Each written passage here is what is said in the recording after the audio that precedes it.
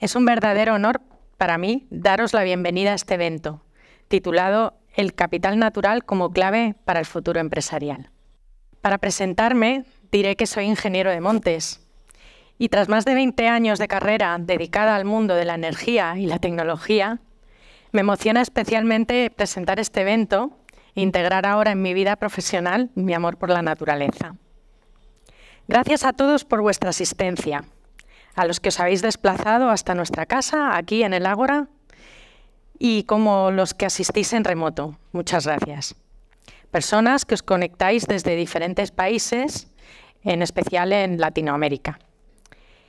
Seremos más de 100 personas conectadas o más de 100 asistentes.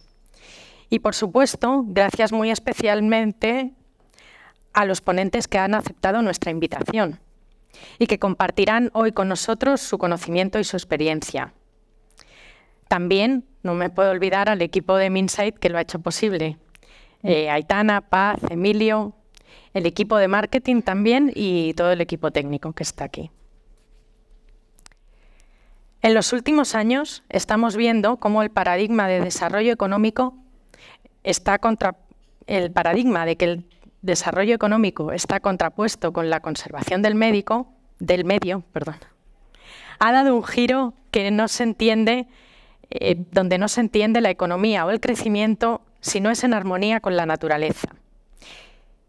Es en este punto donde las herramientas para conseguirlo y medirlo empiezan a tener un interés muy relevante. No solo eso, sino que consideramos que estas herramientas son una pieza clave para la evolución futura de la relación de las empresas con la sociedad y con el medio. Hoy hablaremos de conceptos como servicios ecosistémicos, digitalización, capital natural, regulación. Se trata del trabajo conjunto de muchas disciplinas y equipos humanos para dar un paso importante en la conservación de la naturaleza. Así, en Minsight trabajamos en colaboración con nuestros clientes, aportando nuestras capacidades tecnológicas. En el ámbito del capital natural, de manera especial con Repsol, que ha diseñado la metodología que hoy presentaremos, REACH. Igualmente, llevamos largo tiempo trabajando con consultoras especializadas como Ecoaxa y Acentúa, que hoy participan como moderadores de las dos mesas, y también con Advisian. Doy las gracias a todos ellos por estar hoy con nosotros. Paso a la agenda. Hemos preparado una sesión de 2 horas donde haremos un recorrido por los aspectos que entendemos circulan alrededor del concepto de capital natural. Primero, vamos a introducir la visión desde el marco institucional y regulatorio. A continuación, tendremos una primera mesa sobre tendencias actuales con visión internacional, regulatoria, científica y empresarial.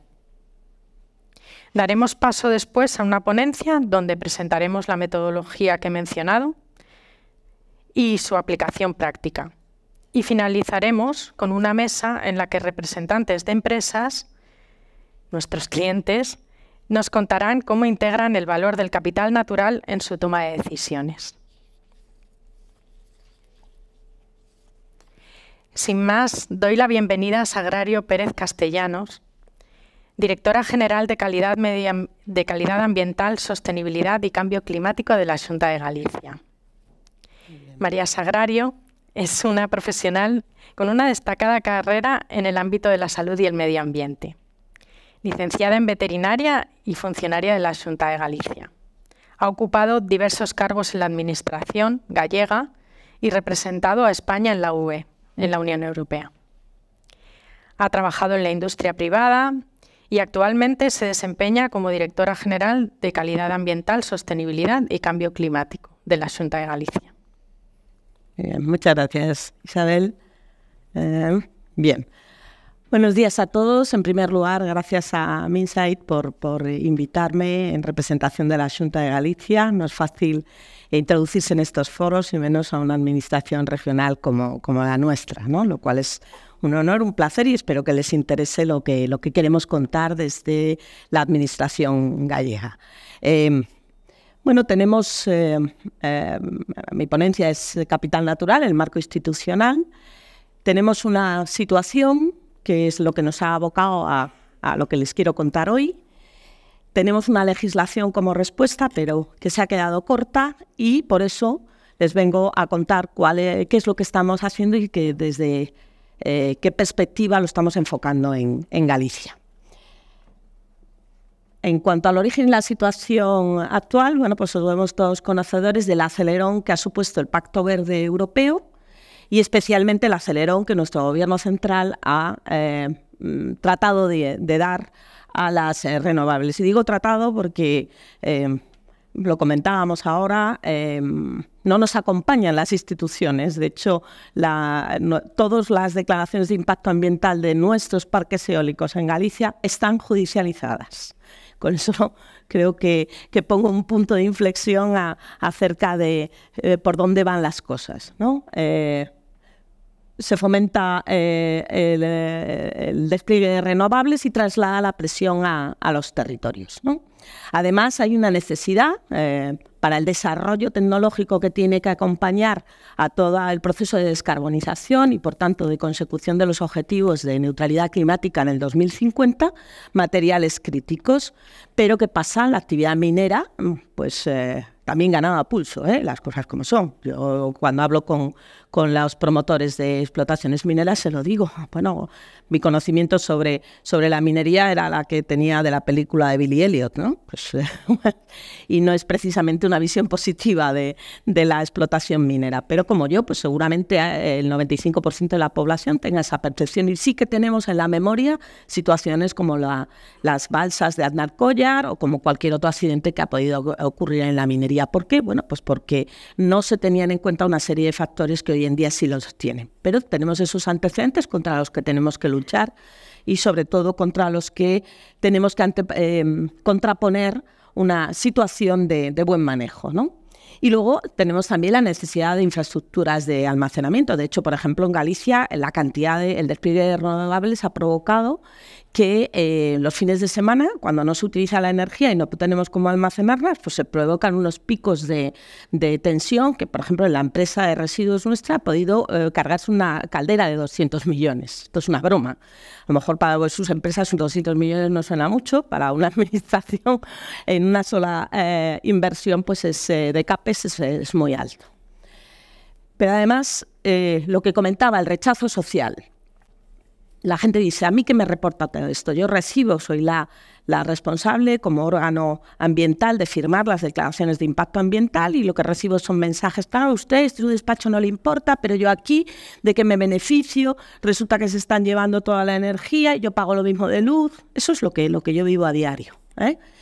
Y está también el síndrome de lo que yo llamo el síndrome de la bella durmiente. Así que si recordáis los cuentos, ahora como los cuentos pues se han revisitado, pues no sé si es así, pero justamente el hada que no se invitaba a la fiesta era la que te provocaba el problema. Bueno, pues eso es lo que está ocurriendo. Y por eso es tan importante que estemos hablando de servicios ecosistémicos, ¿vale? Porque hay muchas hadas que no están siendo invitadas a la fiesta. Hay una utilización política, esto es así, quiero decir, cuando nos toca en la oposición lo hacemos nosotros, cuando nos toca a otros en la oposición pues hacen lo mismo, ¿vale? Lo cual, bueno, pues a los que creemos en una administración y en una política de altos vuelos pues nos resulta complejo, ¿no? No puede ser que por una parte se esté potenciando las renovables y por otra parte se esté dando dinero a un ejército de ONGs que se especializan en llevar recursos. Es decir, esto es así.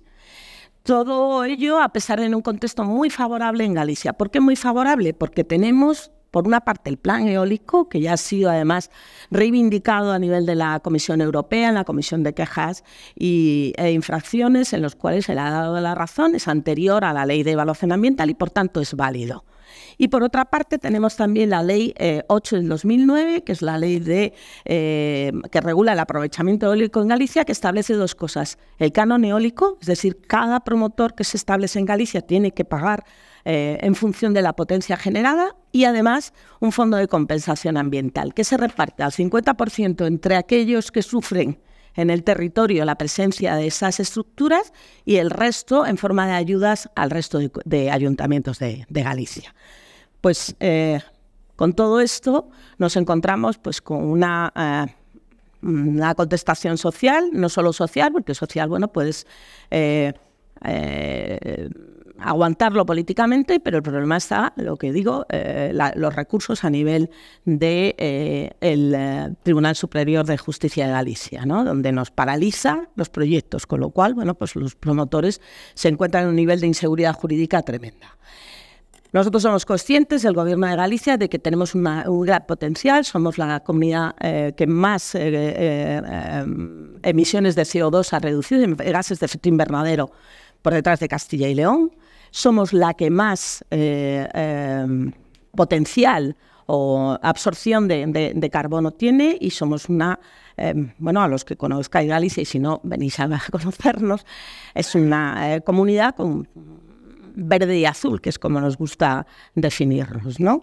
Entonces, bueno, pues lo que nos dábamos cuenta es que el impacto socioeconómico que lo tiene, que es que no tenemos ninguna duda sobre el beneficio que tiene el despliegue de renovables, no siempre está bien definido, ¿vale? Y las posibles ganancias y pérdidas no siempre están bien repartidas. La sensación que se tiene es que las pérdidas siempre van para el más débil y el poderoso pues se trae la energía, además en muchas ocasiones, nosotros también tenemos un partido nacionalista, pues esto es para Madrid, ¿vale? Madrid es el gran caballo de batalla en estas peleas.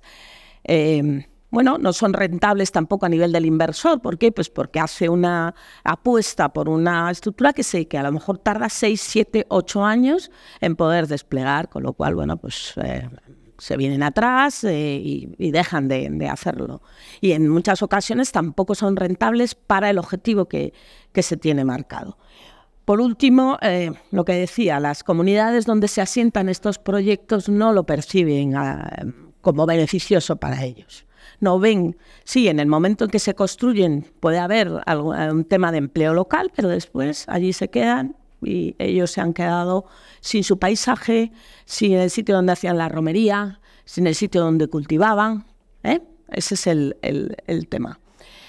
Y las reflexiones que son muy personales es que, bueno, a mí me gusta hablar de la justicia intergeneracional. Yo siempre digo que tengo una foto de mis nietos detrás en mi despacho y digo, tengo el máximo nivel de la administración, podría estar de funcionario raso, pero trabajo y me gusta mi trabajo y lo hago porque creo que tenemos una responsabilidad con respecto a las generaciones futuras. No es solo lo que tengamos ahora, sino que tenemos que pensar en lo que le dejamos de legado al resto, a las generaciones venideras, ¿no? Es imprescindible que vivamos en armonía con la naturaleza, lo comentabas, esta controversia es absurda. Yo digo, este planeta es Tierra porque está el ser humano, si no sería Marte o Saturno o cualquier otro. Este planeta, el ecosistema, incluye a la sociedad humana y por tanto tenemos que ser conscientes de eso. El regalo de la naturaleza, hoy estamos hablando del capital natural, es que es un regalo que nos proporciona y que además puede posibilitar un desarrollo equilibrado de la sociedad humana. Hay que superar esa falsa controversia entre la naturaleza y desarrollo humano. No tienen por qué estar enfrentadas, pueden ser perfectamente compatibles y los servicios ecosistémicos tienen que ser valorados por todos. Y luego desarrollaré un poquito más a qué me refiero con esto. En la legislación como respuesta, pues sí, la Unión Europea desde el año 85, que estableció la primera directiva de evaluación ambiental, ya recogía que antes de aprobarse un proyecto, tanto público como privado, se tenían que tener en cuenta, y veréis que allí son servicios ecosistémicos, todo lo que estamos hablando. Lo que pasa es que, bueno, ¿cómo se tiene en cuenta eso? ¿Vale? La directiva es una directiva y por tanto no es un reglamento y tampoco tiene algunas guías de aplicación, pues por ejemplo para Red Natura, pero no tiene estandarizados cosas como cómo se hace una evaluación de efectos sinérgicos, cómo se hace una evaluación de efectos acumulativos. No lo hay, lo podéis buscar. Nosotros de hecho hemos acuñado un modelo de evaluación de efectos, o sea, de determinación de efectos sinérgicos y hemos dicho, bueno, que nos lo discutan. Es decir, lo hemos establecido y así es, ¿no? Y luego tenemos el problema de que cada Estado miembro adapta la directiva a su ordenamiento jurídico, ¿no? En nuestro caso es la ley, pero después tenemos pues 17 comunidades autónomas y 2 ciudades autónomas, pero que tenemos muchas competencias en esta materia y que solamente están diferenciadas en función de la potencia, con el absurdo de que la evaluación que hace el Ministerio lo hace en base a los informes que hacemos las comunidades autónomas.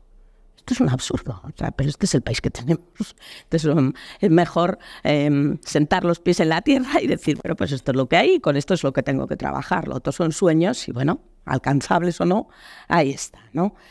Hay una especie de fragmentación de la contabilidad de los servicios ecosistémicos. De hecho, la Ley de Restauración de la Naturaleza, recientemente aprobada, ha sido muy contestada por el sector pesquero y el sector agroganadero. ¿Por qué? Pues porque estás hablando de servicios esenciales y ninguno menciona ni los alimentos ni nada que tenga relación con la actividad agraria. Esencial. Nosotros somos una comunidad que vivimos para y con el sector primario. Y por tanto, o sea, si no los tienes en cuenta, si lo que estás diciendo es que estos no son esenciales, que esos esenciales son otros, pues claro, los estás desplazando y están viendo ya. Y a mí de esto que me toca, lo peor, ¿no? O sea, a mí solo me toca el trabajo duro. Yo vivo en una zona rural y veo como mis vecinos los 7 días de la semana, 24 horas, están permanentemente trabajando, ¿eh?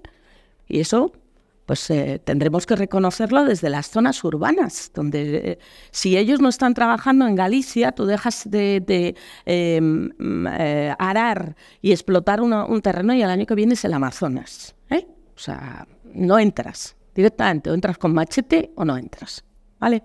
Y tampoco se ha creado el corpus científico con aspectos, como ya decía, sobre sinergias o valoración de servicios ecosistémicos. En España el enfoque pues, es meramente administrativista. La ley de evaluación ambiental es solamente para que no haya dudas sobre cuáles son los pasos, cuáles son los plazos y todo esto. No hay nada más. Esa, como decimos en Galicia, la baiche, o a cada uno que entienda lo que quiera entender, ¿vale? Y eso es un problema. No hay guías ni consensos, no hay una evaluación coste-beneficio y, por supuesto, lo que os comentaba, judicialización de procedimientos. Yo el otro día leía un auto de uno de los juzgados y decía, habrá que empezar a pensar en el medio ambiente. Digo, oye, pues vamos a darle el órgano ambiental a los juzgados. Chicos, si nosotros no estamos pensando, o sea, yo que soy la responsable del órgano ambiental, no pienso en el medio ambiente, pues apaga y vámonos, ¿no?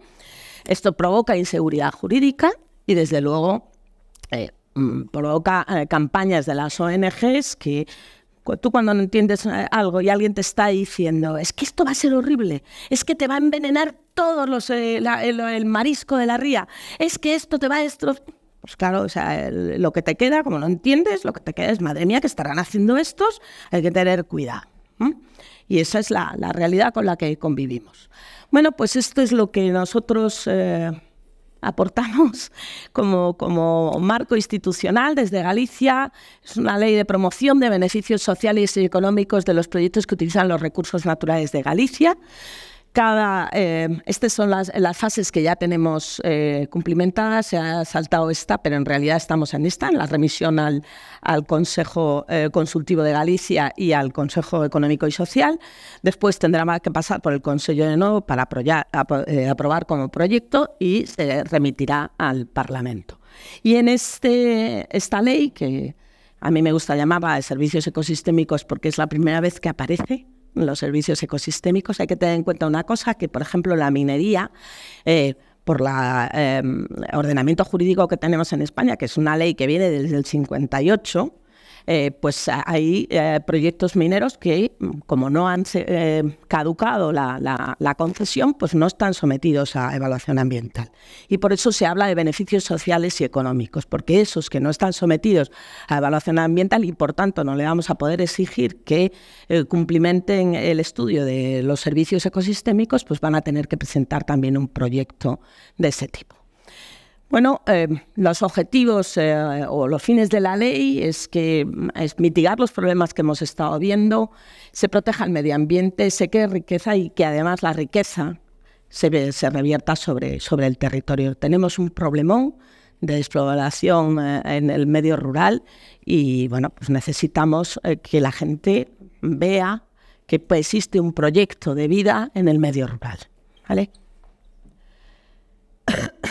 Bueno, el objeto de la ley es retener a nivel de territorio el beneficio medioambiental, económico y social de los proyectos que impliquen una producción de energía renovable o su almacenamiento en las concesiones de agua o minería, el que se integren los servicios ecosistémicos en la evaluación que se integre la evaluación del impacto socioeconómico en la evaluación ambiental de los proyectos y también establecer un sistema de indicadores. Quiero decir, al principio, pues seguramente cometamos errores, pero si no empezamos a andar, esto no funciona. Y valorar y compensar los servicios ecosistémicos afectados. No siempre están en mal estado, o no siempre están en buen estado, perdón. Cuando estén en mal estado, pues una fórmula será recuperarlos. ¿Qué tal? También se incluyen algunas otras, como el autoconsumo.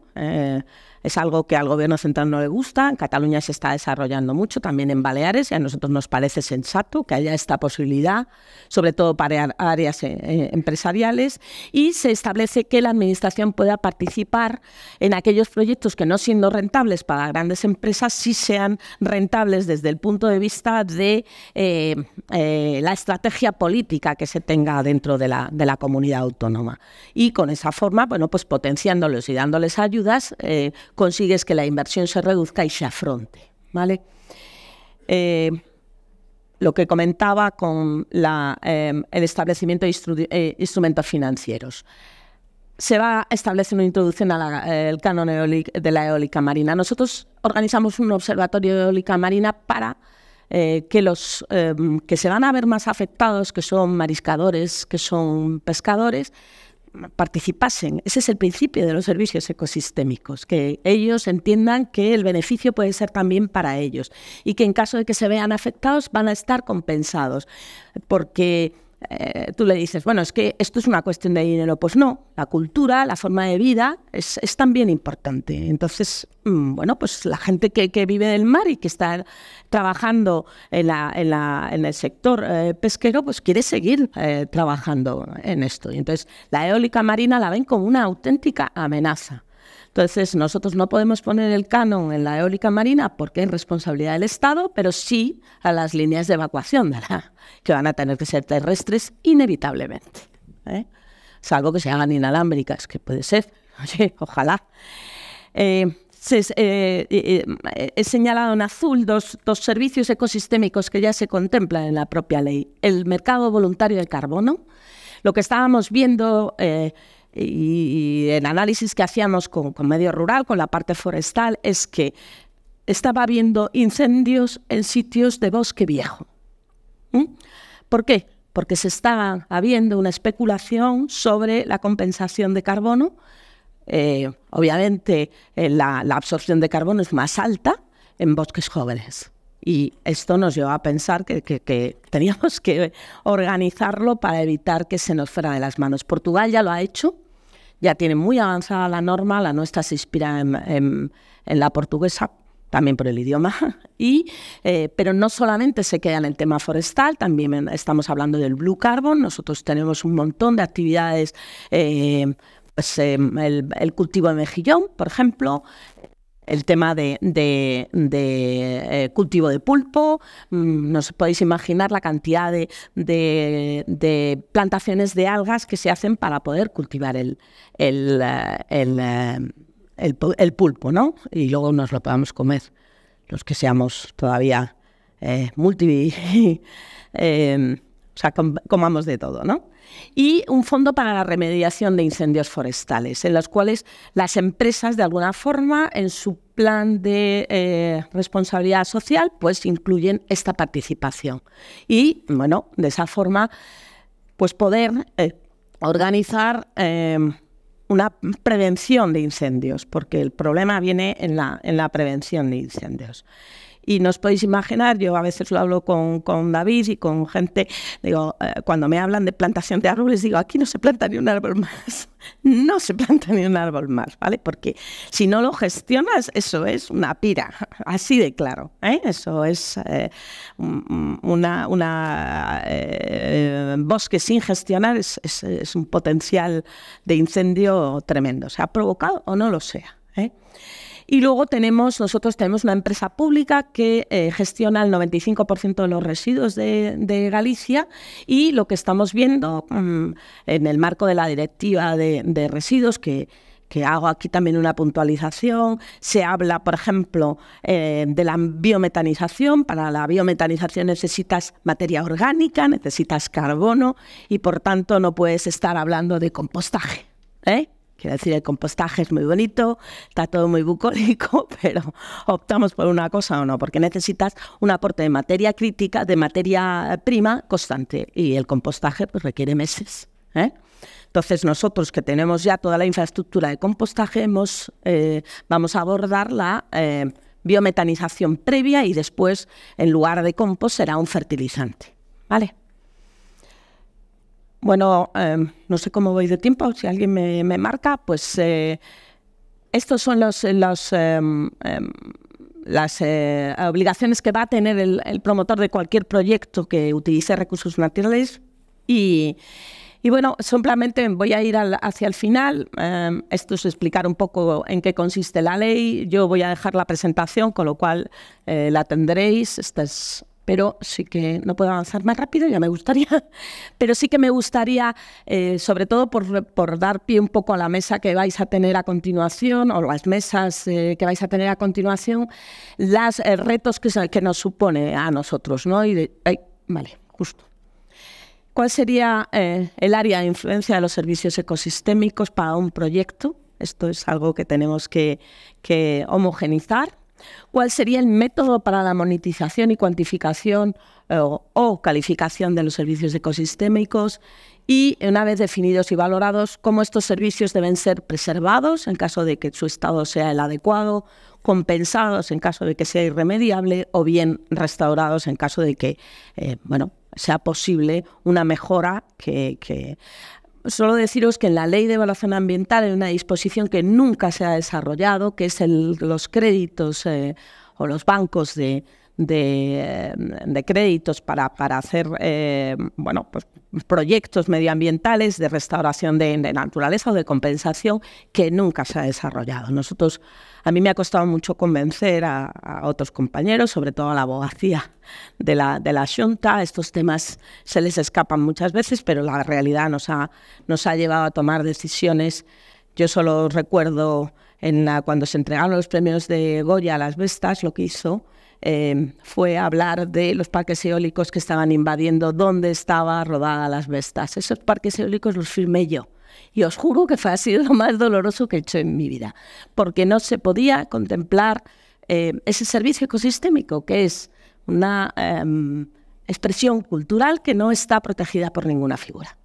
Nada más, no creo que tengamos tiempo para preguntas, pero bueno, si queréis luego en el networking podemos hacerla. Muy bien, gracias. Sí. Muchas gracias, Agrario.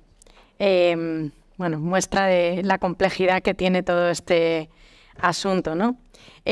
Paso ahora a presentar la primera mesa de hoy, de título Un nuevo marco global, riesgos y oportunidades para la naturaleza. La modera David Álvarez, con quien trabajamos estrechamente. David es director ejecutivo de Coaxa y participa en numerosos proyectos, grupos de trabajo e iniciativas nacionales e internacionales. Entre ellos, David es Chair Advisory Group del Grupo de Trabajo 4 del Comité ISO para desarrollar la norma ISO TC 331 sobre biodiversidad y presidente del Comité UNE de Biodiversidad. Además, es miembro del Grupo Consultivo Multidisciplinar Global TNFD Forum del Task Force on Nature Related Financial Disclosure y miembro del programa de involucramiento empresarial de la Red de los Objetivos Basados en la Ciencia para la Naturaleza. En España dirige el Natural Capital Factory, hub regional de Capitals Coalition.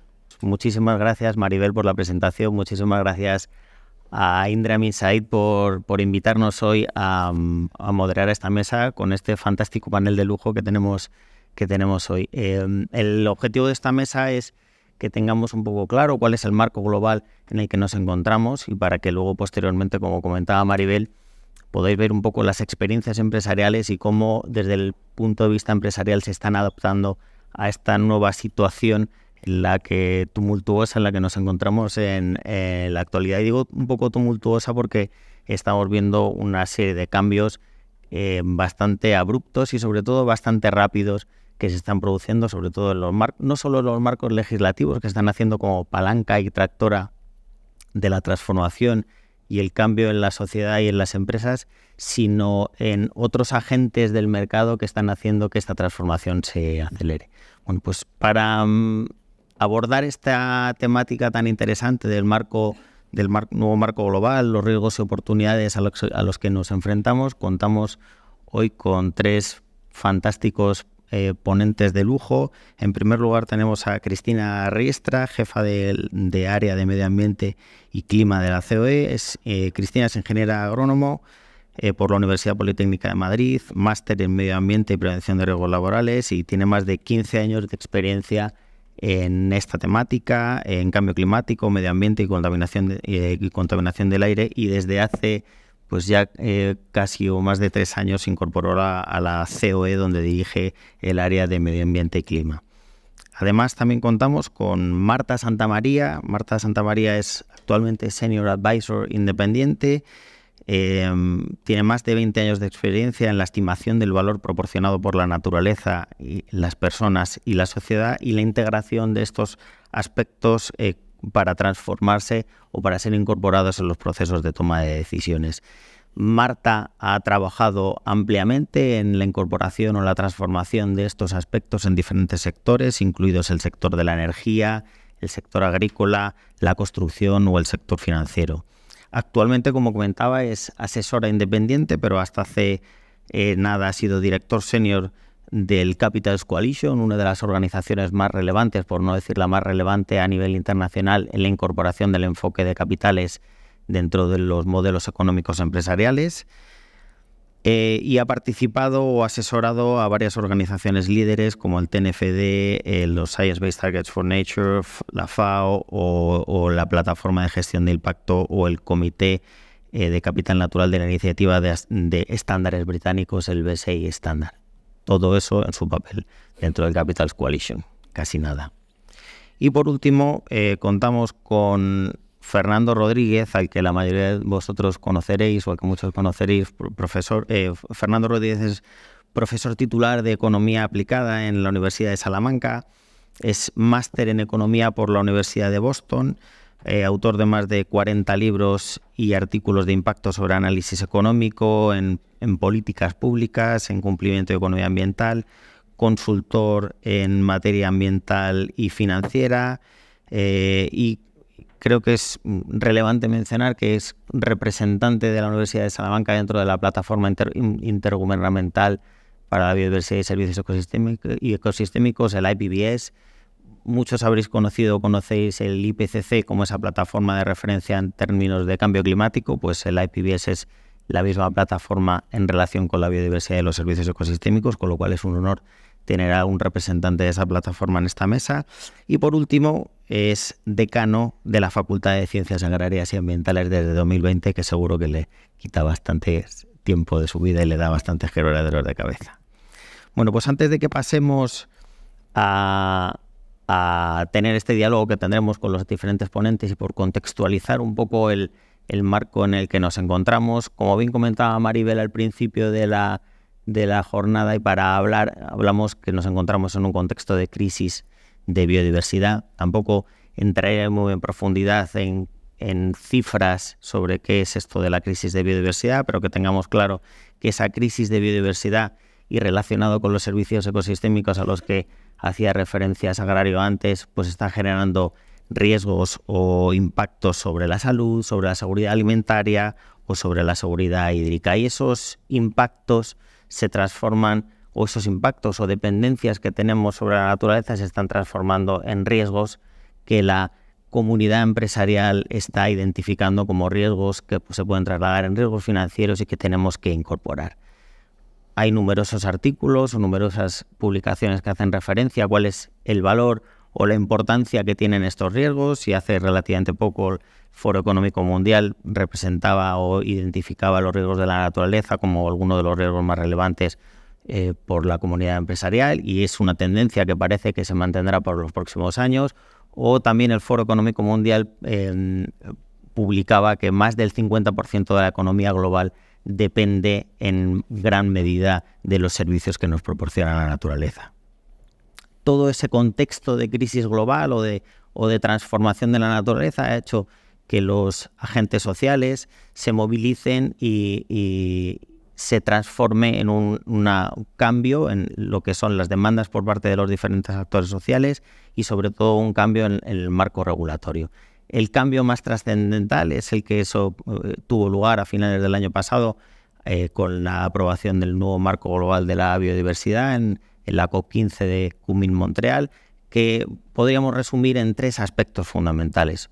Por una parte, tenemos definidos por primera vez unos objetivos globales a nivel de sociedad en relación a la conservación de la naturaleza, con objetivos para que en 2030 eliminemos todos los impactos y tengamos un modelo de impacto neto, y en 2050, como decía Sagrario, vivamos en armonía con la naturaleza, con las consecuencias que ello tiene.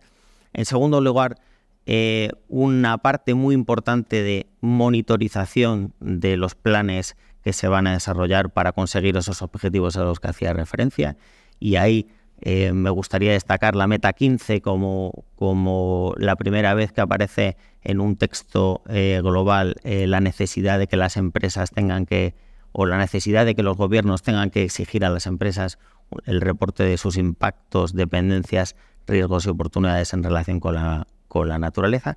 Y por último, todo esto no sería posible si no existe un marco financiero que haga factible la inversión necesaria para transformar nuestro modelo económico. Algunas cifras, o la propia Naciones Unidas menciona que es necesario una inversión global o una aportación global de en torno a, o que el gap de financiación necesario es de 200.000 millones de dólares en el periodo que va de aquí a 2030, que eso significa el orden de entre 25 y 30.000 millones de dólares al año, con lo cual eso habilita a la necesidad de nuevos instrumentos y sobre todo la colaboración público-privada para alcanzar esos objetivos. De hecho, la Meta 19, que habla específicamente de esos objetivos, menciona diferentes instrumentos que ya han salido anteriormente, como los asociados a la compensación, los asociados a la generación de pago por servicios ambientales, créditos de biodiversidad, que están acelerando la transformación para la incorporación del sector empresarial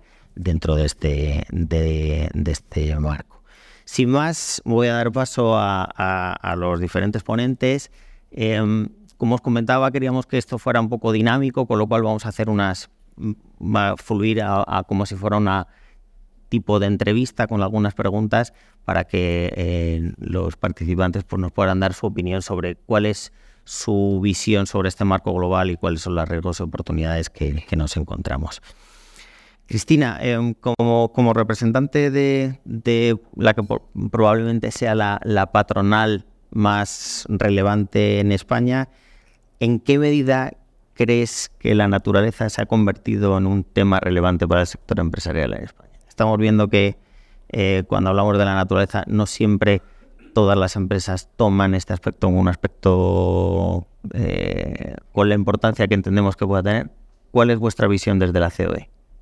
Muchas gracias, David. Muchas gracias a Minsight por contar con COE y que os podamos dar esta opinión y esta visión que tenemos. Pues realmente la relevancia de la naturaleza para las grandes empresas cada vez ha cobrado más importancia y en la última etapa se ha acelerado, ¿no? Ya lo hemos comentado, ha habido determinados factores que a mí me gustaría hoy solo mencionar rápidamente pues creo que han impulsado la adopción de esas prácticas más sostenibles y responsables con los recursos renovables y no renovables de los ecosistemas. Agrario ha mencionado una gran palanca y también las normativas, las nuevas exigencias normativas a nivel nacional, europeo, pero también internacional, pues ya están llevando a implementar pues medidas relacionadas con la protección de la naturaleza y de los ecosistemas. La Unión Europea, de hecho, está liderando muchas de estas iniciativas y las empresas españolas en su mayoría ya están operando en mercados, asumiendo estas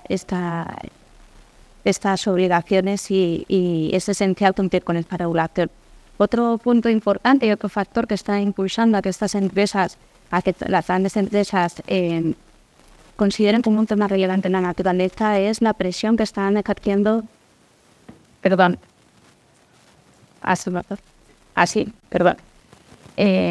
Y se me oye, ¿verdad? Sí. La presión que están ejerciendo tanto los inversores como los accionistas, ¿no? Al final, las empresas consideran los aspectos ambientales, los aspectos sociales y de gobernanza en las operaciones que están ejerciendo. Los propios fondos de inversión sostenibles y las estrategias ESG, pues al final llevan a que esas empresas que no cumplan con esos estándares al final puedan perder esas inversiones, con lo cual es un tema importante. También todas las empresas avanzan en la innovación y en la eficiencia. Optimizan el uso de recursos naturales, reducen los residuos, ¿no? Mejoran la eficiencia energética y con eso obtienen beneficios económicos y reducen el impacto sobre la naturaleza. Lleva a muchas empresas a que busquen esas formas más creativas de incorporar esa innovación. Esto me lleva también a mencionar la búsqueda de nuevas oportunidades de mercado. Cada vez los consumidores, también la propia sociedad, cada vez demanda productos y servicios más sostenibles y se están creando nuevas oportunidades de mercado. Y sin duda eso las empresas lo están aprovechando. Otro tema relevante, y ya yendo más allá de estos que parecen puramente a lo mejor más empresariales, más económicos, es la responsabilidad empresarial y la búsqueda de una reputación en búsqueda de esos mercados. En España se ha reconocido que esa responsabilidad es importante y que esa reputación es esencial para que puedan operar en esos nuevos mercados. Y además, sin duda, en la última década, la conciencia por esa crisis global ambiental que no solo afecta a la biodiversidad, también al cambio climático, también a la pérdida y al aumento de contaminación atmosférica y sin duda en estos últimos años, incluso con la crisis sanitaria, la naturaleza se pone en un papel relevante en todas las decisiones empresariales y al final así lo demuestran todos los informes científicos y además la presión pública y de los medios de comunicación ha llevado a que las empresas cada vez vean que el activo más valioso es los recursos naturales y los servicios ecosistémicos. Fantástico, Cristina. Pues millones de gracias por hacernos esta primera introducción a cuáles son la visión que el sector empresarial está teniendo desde de estos aspectos. Ahora me gustaría preguntarle a Marta cómo complementamos esa visión. Cristina nos ha hablado de cómo están abordando las empresas este reto de la transformación y en qué medida lo están incorporando. Pero Marta, ¿cómo desde esa posición ahora de independencia que te ofrece tu nuevo cargo, qué aspectos destacarías del nuevo panorama global, ya sea desde el punto de vista de compliance puro del marco global, ya sea o de Europa o de Naciones Unidas o del mercado? ¿Qué aspectos destacarías en relación con la transformación que tienen que dar las empresas para incorporar la naturaleza? Gracias, gracias David y gracias Said. Es un placer estar aquí, ver tantísima gente que está interesada y poder compartir mi experiencia desde el trabajo más a nivel internacional. Pues me ha encantado que Cristina haya comentado todas las fuentes, los drivers de riesgo, porque iba a ser el punto inicial de lo que les quería comentar, que hemos llegado a un punto en el que ya no hay que construir el por qué el capital natural es importante. Antes, hace unos años, cuando yo empecé a trabajar hace 7 años para la colección de capitales, tenías que construir la narrativa, es decir, por qué el capital natural es importante, por qué los impactos pueden resultar en riesgos que hay que gestionar. Esa narrativa ya se ha construido. Hace unos años estaba todo el tema centrado en cambio climático y ahora ya tenemos un enfoque mucho más amplio y ya podemos abordar otros temas. Hemos comprendido que el cambio climático está asociado a otra serie de problemas, sobre todo el deterioro de la calidad del capital natural, entonces está todo organizado. Entonces, una vez que ya hemos construido la narrativa, hemos entendido que estamos expuestos a una serie de riesgos y oportunidades, estamos empezando, o se ve a nivel internacional que hay mucho movimiento hacia el qué es lo que tenemos que hacer. Entonces, dentro del qué ha habido, seguro que ustedes han ido siguiendo, se hablaba de la SOFA alfabética. Ha habido muchísimas organizaciones que han estado trabajando, proponiendo soluciones, y lo que se está viendo es que empieza a haber una confluencia y empieza a haber más colaboración entre todas estas organizaciones y empieza a haber más claridad entre cuáles son las acciones más importantes que se deben tomar. En primer lugar, hay que evaluar. Necesitamos que las empresas del sector financiero entiendan su relación con el capital natural, entiendan esos impactos, esas dependencias, los valoren. Una vez que han entendido sus impactos y sus dependencias, el siguiente paso puede ser llegar a tener una serie de compromisos, se llama el commit, comprometerse y fijar unos objetivos. Para eso el Science Based Targets ha estado trabajando para ver cómo se pueden fijar objetivos temporales de Sigue. Bueno, súbete el micrófono a lo mejor. ¿Sí? Vale. Entonces, una vez que hemos evaluado, ya podemos adoptar una serie de objetivos y de compromisos y unos targets. Y eso se debe tener una serie de consecuencias en la transformación. Debe haber una transformación de las estrategias empresariales, de la forma de operar de las empresas. No podemos establecer unos objetivos porque ya, como comentaba Cristina, hay mucha atención y tenemos que ser consecuentes. Entonces, esos objetivos tienen que llevar a una transformación de las empresas. Sería el tercer paso. Y el cuarto paso es comentar y reportar todo esto externamente. Podemos informar externamente sobre las evaluaciones, sobre los compromisos, sobre cuáles son los cambios en la estrategia empresarial. Y para eso ha habido mucho trabajo en materia de disclosure y de reporting, que ha sido ahora mismo el boom. Y el Task Force que comentaba David, el Task Force for Nature Financial Disclosure, ha intentado aunar todos estos grandes pasos en su marco. Es un marco muy amplio, pero es un marco que trae todos estos elementos de forma conjunta. Entonces ya tenemos un referente que se publicó la semana pasada y que va a ser un game changer, como digo yo, va a ser un antes y un después. Entonces es muy bueno que ya tengamos las acciones. Y es muy bueno también, el tercer elemento es que el sector financiero está empezando a ser motor de cambio.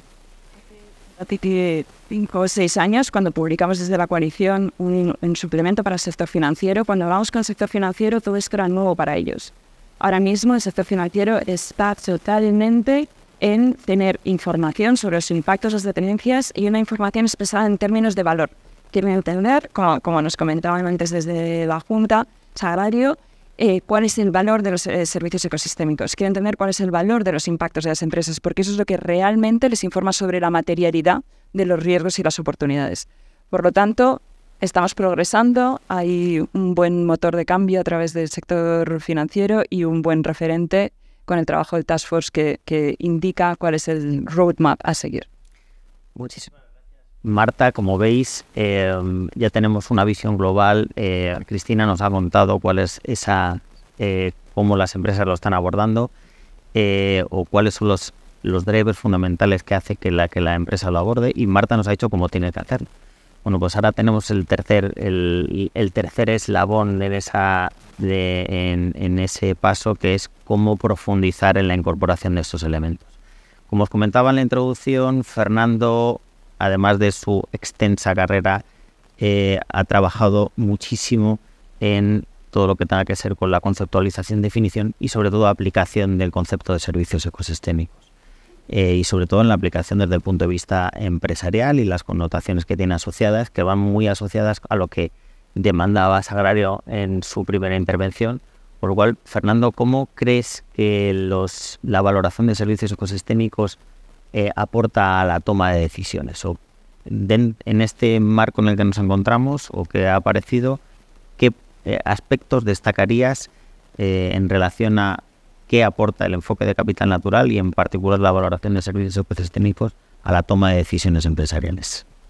Muchas gracias, David. Muchas gracias también a Minsight por la organización de este evento y además por la organización de este primer grupo que, curiosamente, decías antes, claro, que hace unos años era hasta difícil, costaba hablar de capital natural y desde luego lo que no habríamos encontrado es a lo mejor un consenso tan amplio como el que tenemos ahora. La verdad es que esta mesa como mesa de debate habría sido un desastre, porque estamos absolutamente alineados, pero como mesa para explicar los distintos puntos de vista y cómo interactúan, yo creo que es óptima. Desde el punto de vista de la investigación, el paradigma de los servicios ecosistémicos empezó hace 25 años. Bueno, en realidad empezó un poquito antes, pero empezamos a tomarnos en serio la valoración de servicios ecosistémicos hace 25 años. La valoración del medio ambiente, la valoración económica del medio ambiente se iba haciendo desde hace casi un siglo. En el año 1931 es cuando se pone el primer punto. Pero hasta el año 1997 no empezó a girar hacia una manera relativamente, operativa y funcional de poder hacerlo. Y desde el momento en el que se hizo, y Naciones Unidas lo tomó como un elemento por el que merecía la pena apostar, y después distintas iniciativas empresariales, por ejemplo la Capitals Coalition, antes la Natural Capital Coalition con el Natural Capital Protocol, cuando las principales empresas sobre el planeta empezaron a ser conscientes de que el impacto sobre el capital natural era relevante y que era el punto de atención en el que debíamos fijarnos para poder atender a otros problemas, entre ellos, por supuesto, el mantenimiento de la biodiversidad, bueno, pues se abrió una puerta enorme, yo diría que imparable, porque va asociada a los objetivos de desarrollo sostenible, va asociado a los deseos que tiene ya la sociedad, la sensibilidad que tiene cada vez mayor de saber que está actuando, está realizando sus actividades, pero de manera respetuosa con el medio ambiente.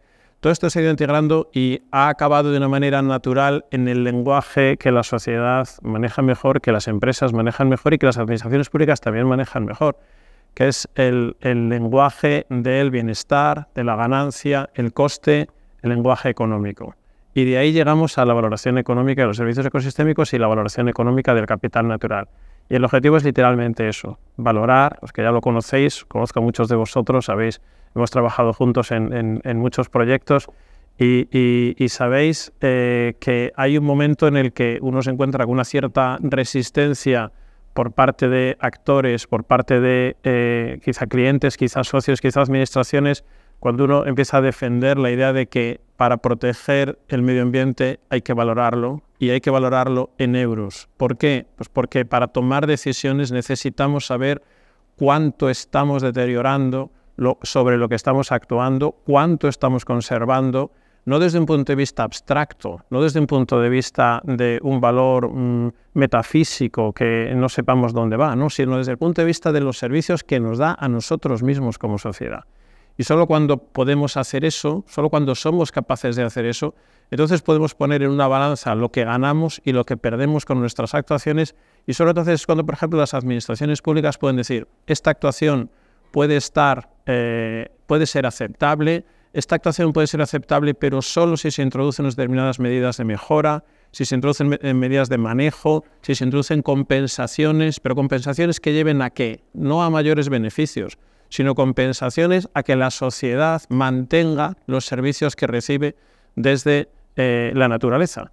Y para eso el paso al paradigma de la valoración de los servicios ecosistémicos y el capital natural, que básicamente es terminología para decir que lo que hacemos es valorar económicamente de una manera determinada, pero valorar en euros lo que nos da la naturaleza, ese paso es imprescindible.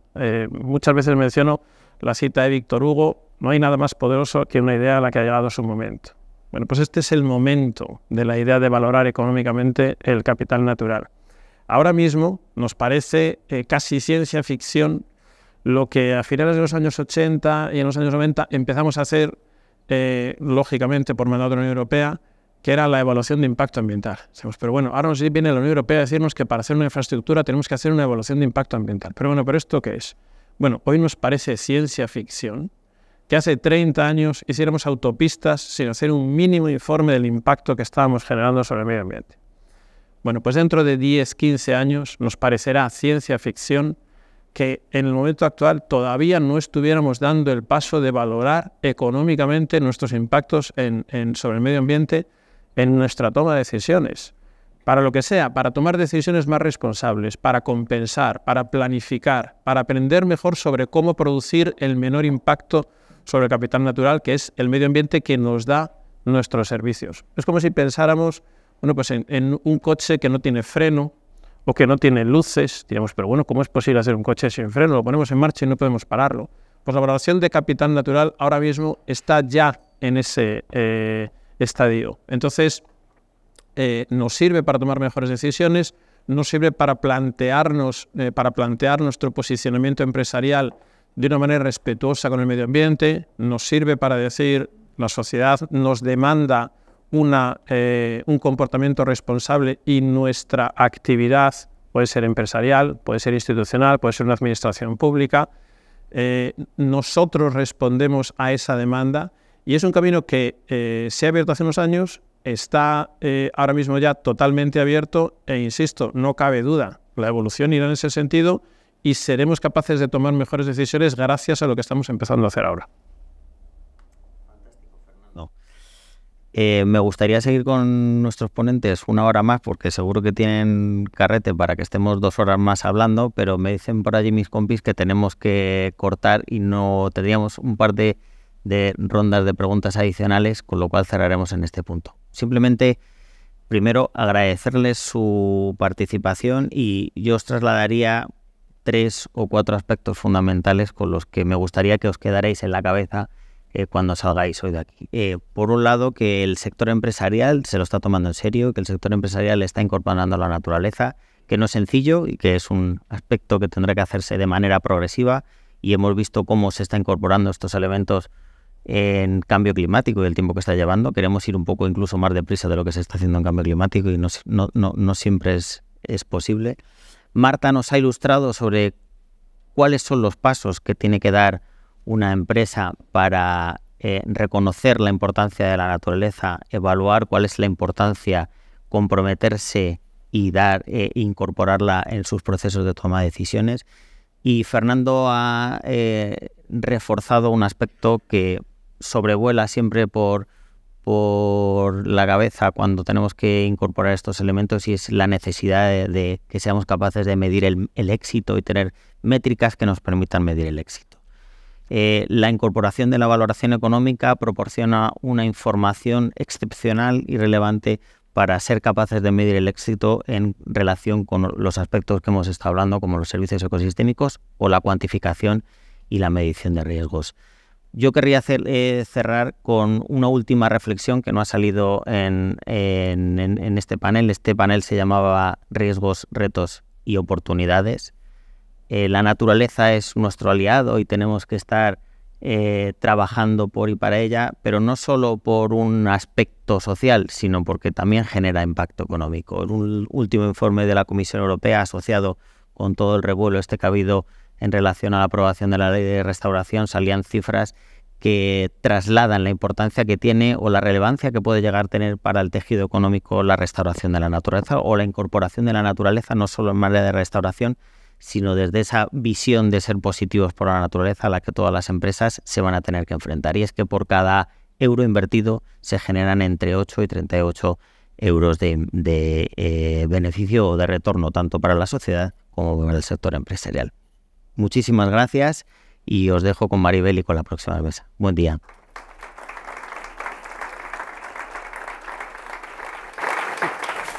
Presento ahora una segunda ponencia. Isaac Nájera Cuenca Global Senior Manager Environment en Upstream de Repsol. Cuenta con más de 20 años de experiencia internacional en consultoría y puestos de gestión corporativa en medio ambiente y sostenibilidad, principalmente en los sectores energético e industrial. Isaac lidera la disciplina de medio ambiente en Repsol, E&P, con el objetivo de apoyar la descarbonización del negocio y de alcanzar los objetivos de desarrollo sostenible en los países donde Repsol opera. Isaac nos va a introducir la metodología de valoración de capital natural REITs que Repsol generosamente ha publicado en la última semana y en la que se basa nuestra herramienta que tiene el mismo nombre. Bueno, es un placer, Isaac. Gracias, Maribel. Pues buenos días a todos. La verdad que esto es la culminación de un sueño personal, de un sueño empresarial. Creo que han pasado 6-7 años desde que empezamos a esbozar esta primera idea. Veo muchísimas caras conocidas que nos han ayudado mucho. Gracias, Minsight, por organizar este evento. Y para mí es un placer presentaros cómo Repsol toma a capital natural como algo inherente en su toma de decisiones actual y futura. Para ello vamos a presentar la metodología REITs, que como bien ha comentado Maribel, está disponible para el público, para uso, a vuestra disposición bajo algunos criterios de Creative Commons. Y bueno, os vamos a introducir cómo la usamos, cómo estamos tomando decisiones con ella y pues abierto a todas las preguntas que podáis tener.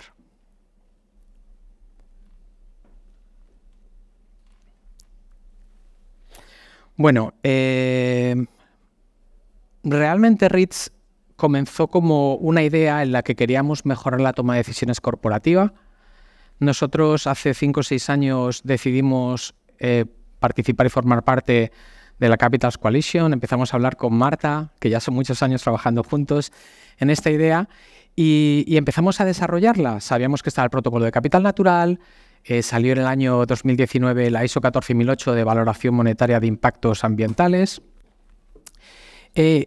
Aparecieron a lo largo del camino los proyectos Transparent, el proyecto Align, esa sopa de letras o esa sopa alfabética que decía Marta de diferentes iniciativas que nos volvían un poco locos, pero finalmente tomamos un hilo conductor y creo que el puzzle ha quedado bastante certero.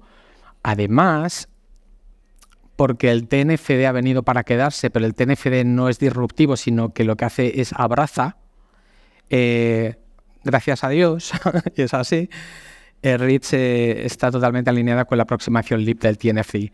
¿Vale? Ha sido desarrollada con la ayuda de un montón de gente, mucha gente. No quisiera empezar aquí a agradecer a todos, pero por supuesto a la Universidad de Salamanca, a la Capitals Coalition, a Advisian, a Ecoaxa, a otras instituciones como la Universidad de Cantabria, al Programa de Naciones Unidas para el Medio Ambiente, a otras consultoras que nos han ayudado, y la revisión de un innumerable grupo de consultores ha permitido que logramos tener este producto aquí, que se ha reconocido como un referente, ¿vale? Como os decía, la metodología está disponible para el uso y también podéis encontrar más información sobre el producto comercial en la página web de Minsight. Y para ello os voy a dar un link al vídeo de la herramienta, no de la metodología REITs.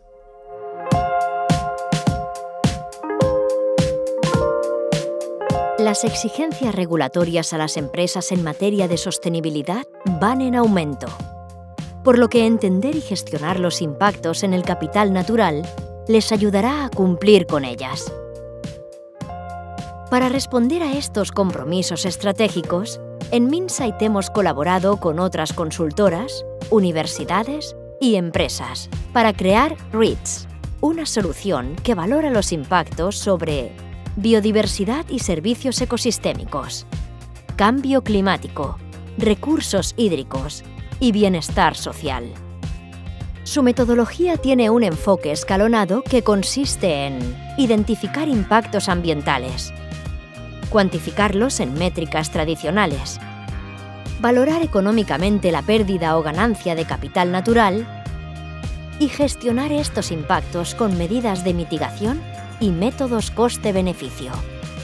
REITs es una solución digital 100% compatible con protocolos vigentes de valoración de capital natural, cuya metodología ha sido reconocida por organismos independientes. Esta solución da soporte a procesos de evaluación de impacto y justificación de requisitos de taxonomía, siendo un apoyo crucial para impulsar la transparencia y cumplir las expectativas de los grupos de interés, y permitiendo que los inversores evalúen el compromiso de las empresas para gestionar los riesgos del capital natural, mejorando la gestión ambiental y optimizando las inversiones en materia de sostenibilidad.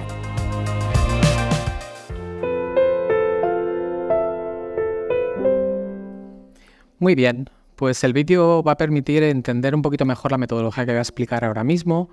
Realmente la metodología es muy lógica y sigue pues un poco los preceptos de evaluación de impacto ambiental estratégica y de proyectos que antes comentaba Fernando, que se lleva haciendo desde no tantos años, aunque filosóficamente sí, y parte de la identificación de los aspectos, impactos que consideramos materiales ¿en qué? En los ecosistemas, en el clima, en el agua y en el bienestar humano. Y esto no es menor, la integración del bienestar dentro del concepto de capital natural.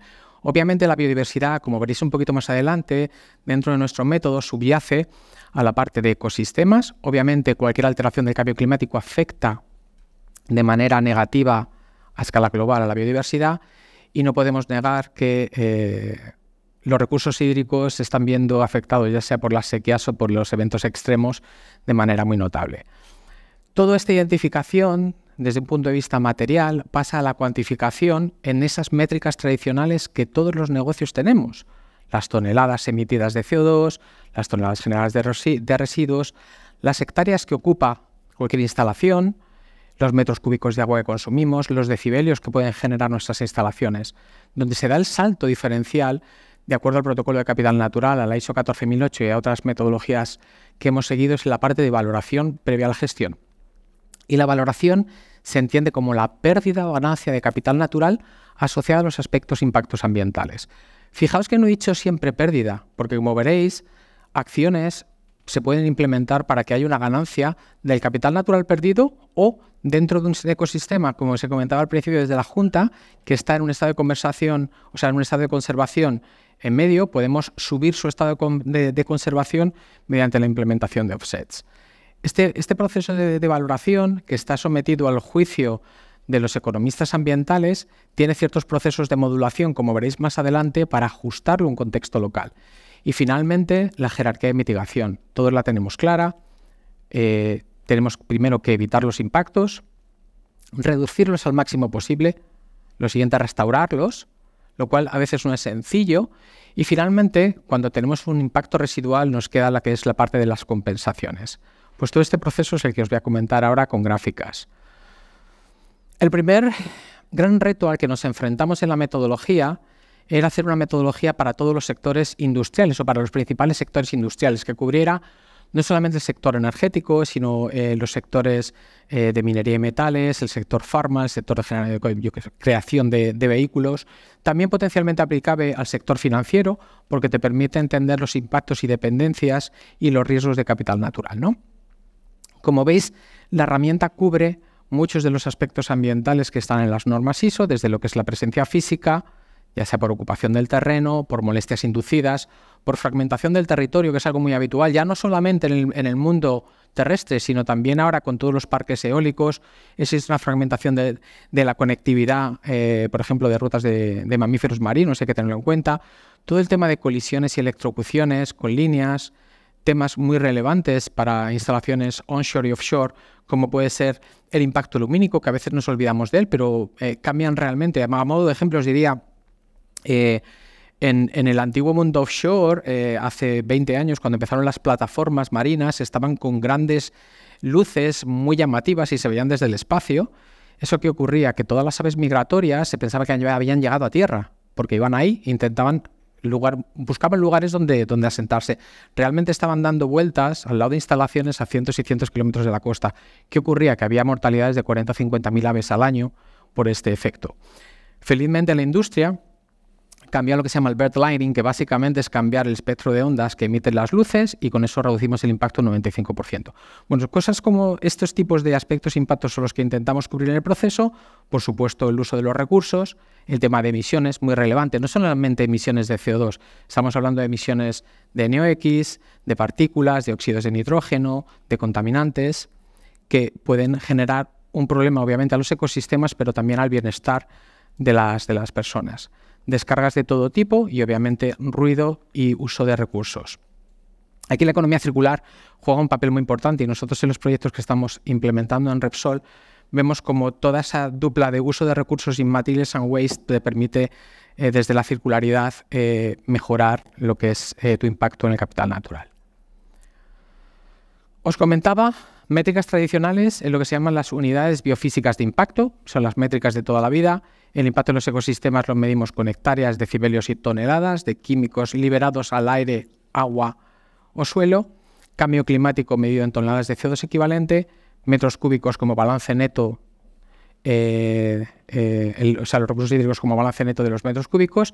Y para el bienestar social, siguiendo la metodología de Delft, hemos implementado cuál es el impacto asociado a cada tonelada de compuesto químico liberada al aire, al agua, al suelo. REACH, gracias a Dios, para etapas muy primigenias de proyectos, nos aporta un montón de modelos ya embebidos dentro de la herramienta que nos facilita mucho la vida, porque a veces si no tenemos un estudio de impacto ambiental, y posiblemente sería alguna de las preguntas que me haría, si me voy a adelantar a ella, el tener modelos que te dan un upper bound, es decir, te dan un peor caso razonable de impacto, te permite mucho pues proyectar en etapas muy tempranas del ciclo de vida y hacer una mejor gestión. Aquí tenemos una de las pantallas principales y me voy a venir un poquito aquí abajo para quizá puntear algo. Las métricas que usa REACH, básicamente, como decíamos antes, estamos en un proceso valoración, hemos hablado de valoración monetaria. Obviamente nosotros hacemos una valoración monetaria en Repsol de cuántos dólares, y de hecho tenemos dólares americanos de 2022 y siempre usamos por defecto una tasa de descuento del 3% para hacer correlaciones hacia adelante y hacia atrás, que puede ser editada la herramienta, tanto la moneda como el año como la tasa de descuento, nos permite entender cómo un proyecto detrae o genera capital natural. Luego, y Fernando me podrá corregir, pero a los economistas no les gusta mucho que se jueguen con las bases de datos. Entonces, es verdad, porque puedes tergiversar un poco los valores. Y nos generamos una unidad que se llama las unidades de impacto, que básicamente, siguiendo la ISO 14008 y la 14007, intentamos mejorar la representatividad y precisión de los datos usando factores de contexto local que no están embebidos dentro de las bases de datos tradicionales que usamos. Obviamente, si tú haces un estudio de servicios ecosistémicos ad hoc, pues la diferencia entre lo que son las unidades monetarias y las unidades de impacto va a ser mínima. Si tienes una base de datos genérica, pues posiblemente sea mucho mayor la diferencia. Pero ambas nos permiten gestionar, ¿vale? Aquí sí que voy a puntear un poco para que veáis... no me permite. Bueno, aquí tenemos líneas de tiempo. Voy a hacer una cosa que no se debe hacer, pero me va a permitir hacerla. Tenemos una línea temporal, tenemos una escala de impacto. Todo y lo que se pone por encima del 0 es impacto negativo y todo lo que baja por debajo de 0 es impacto positivo. Parece que es al revés, pero así está definida la herramienta.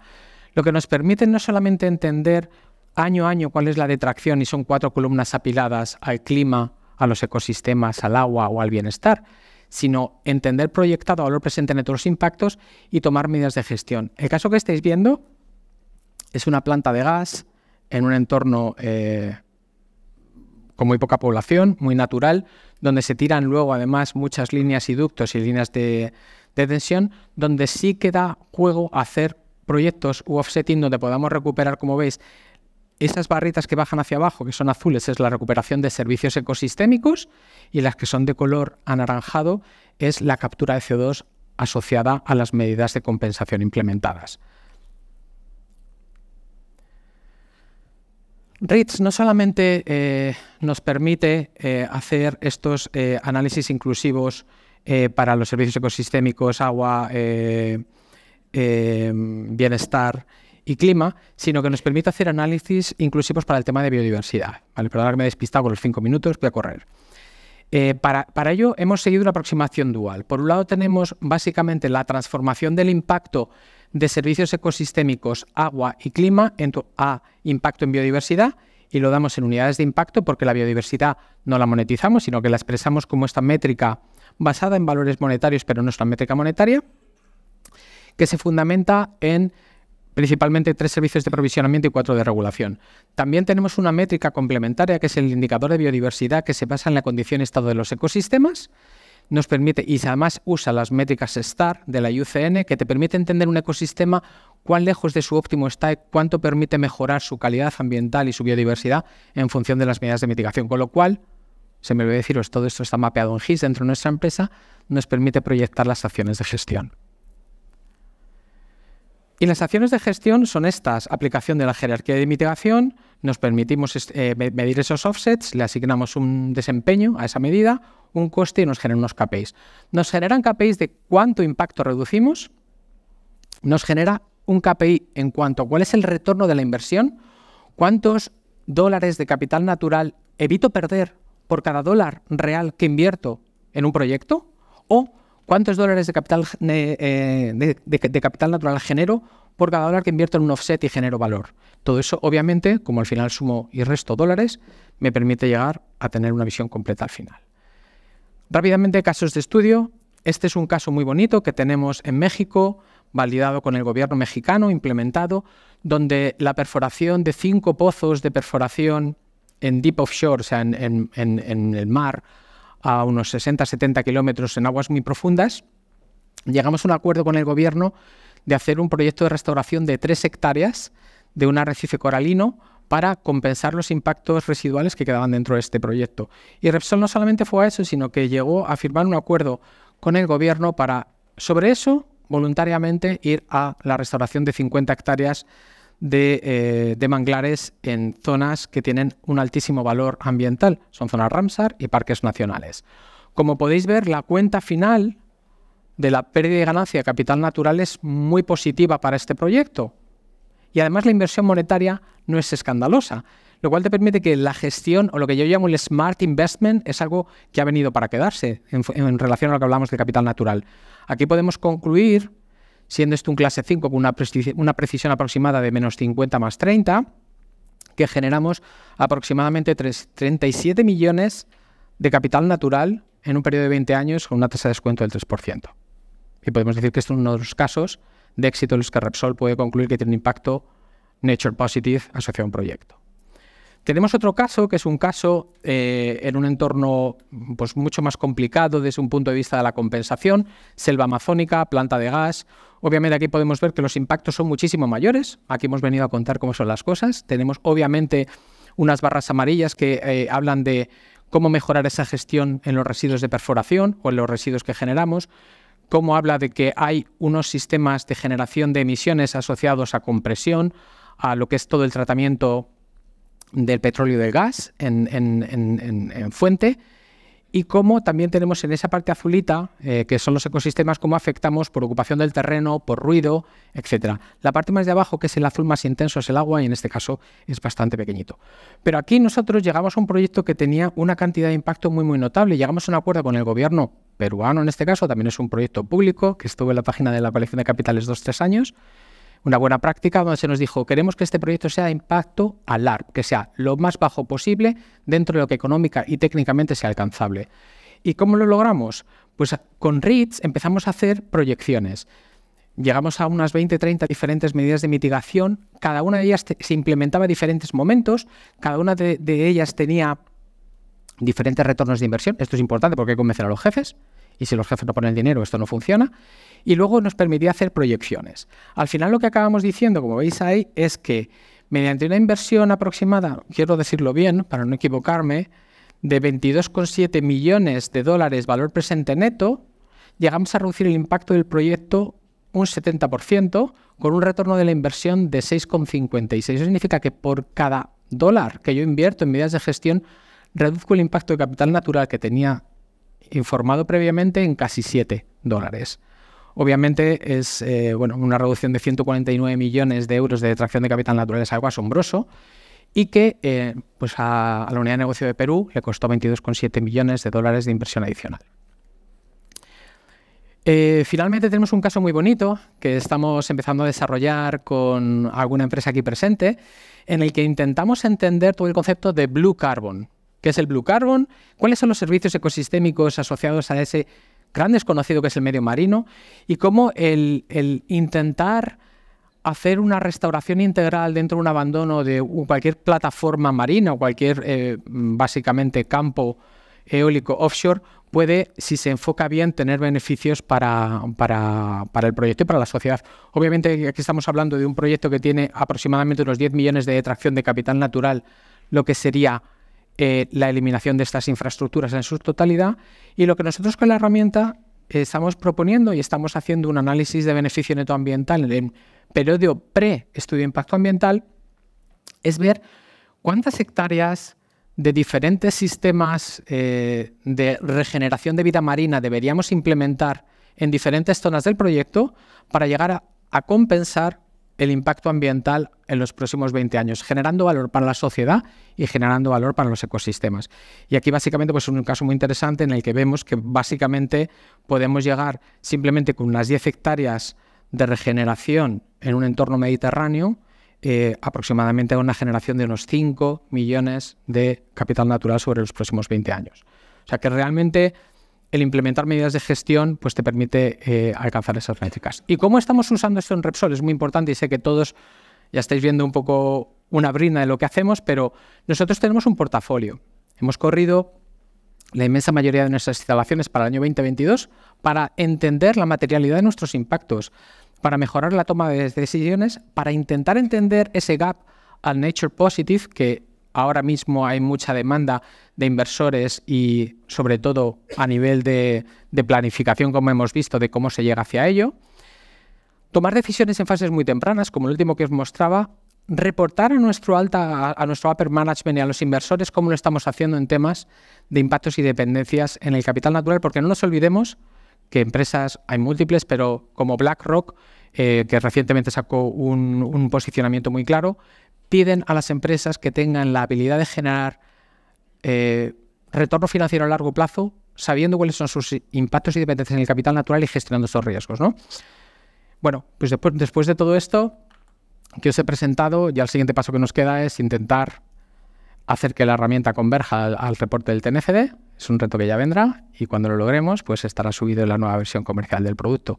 Espero que podáis consultar la herramienta, que podéis ver la metodología y si tenéis cualquier duda al buzón Repsol SMA, donde estaremos encantados de hablar con vosotros sobre estas aproximaciones y muchísimas gracias por estar aquí hoy.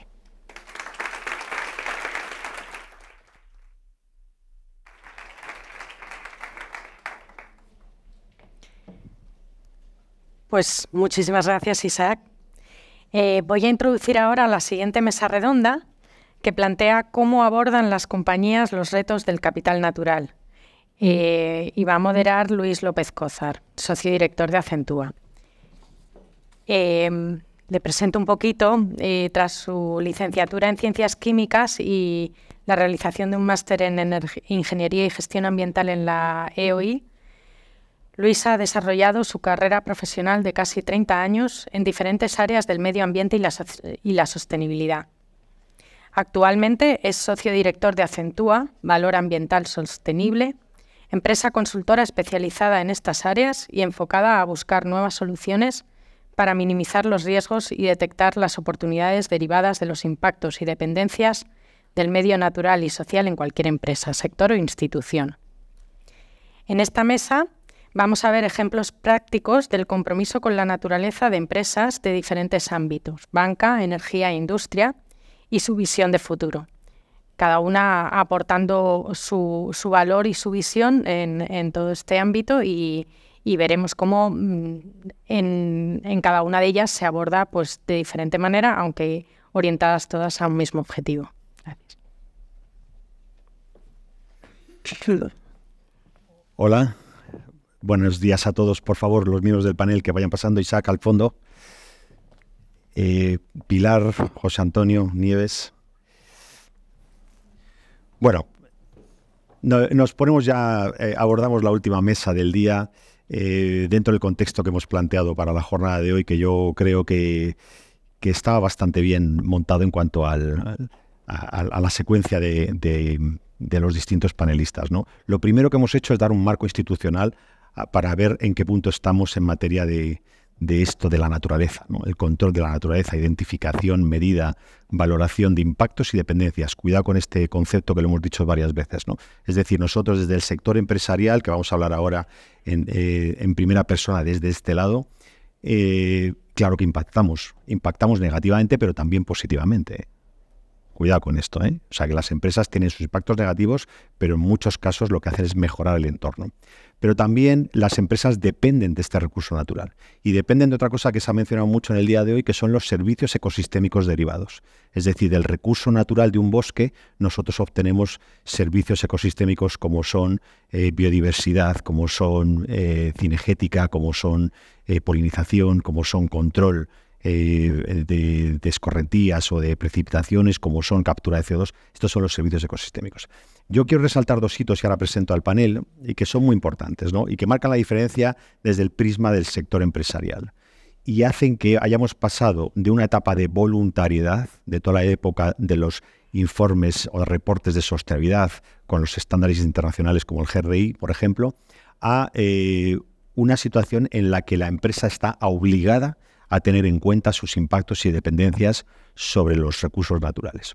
Voy a dar dos fechas. En España, 2018, la Ley 11-2018, 30 de diciembre de 2018, por los pelos, salió lo que es el informe de variables no financieras. Con este informe, la empresa, y se citaron un tipo de empresa, empresas grandes, tienen la obligación de reportar. Variables no financieras, ¿eh? Las financieras ya tenían 30, 40 años atrás, pero ahí entramos en todas las cuestiones de sostenibilidad, la triple cuenta de resultados.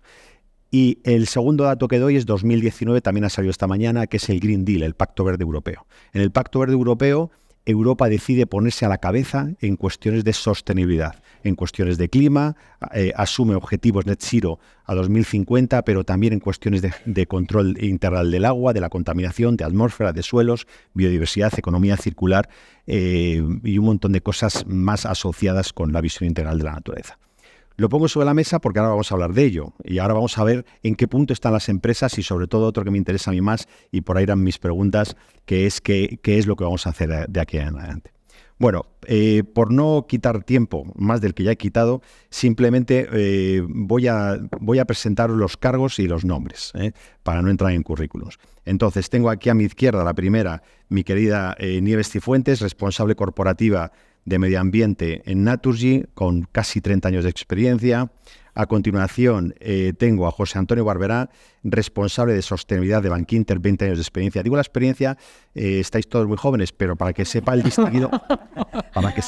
distinguido público que hablamos, pues de no juniors, de gente que tiene muchos kilómetros andados. Pilar Gegúndez, que es directora de Medio Ambiente y Sostenibilidad de Recursos de Holcim, y bueno, Isaac Nájera. Dilo, 34 años.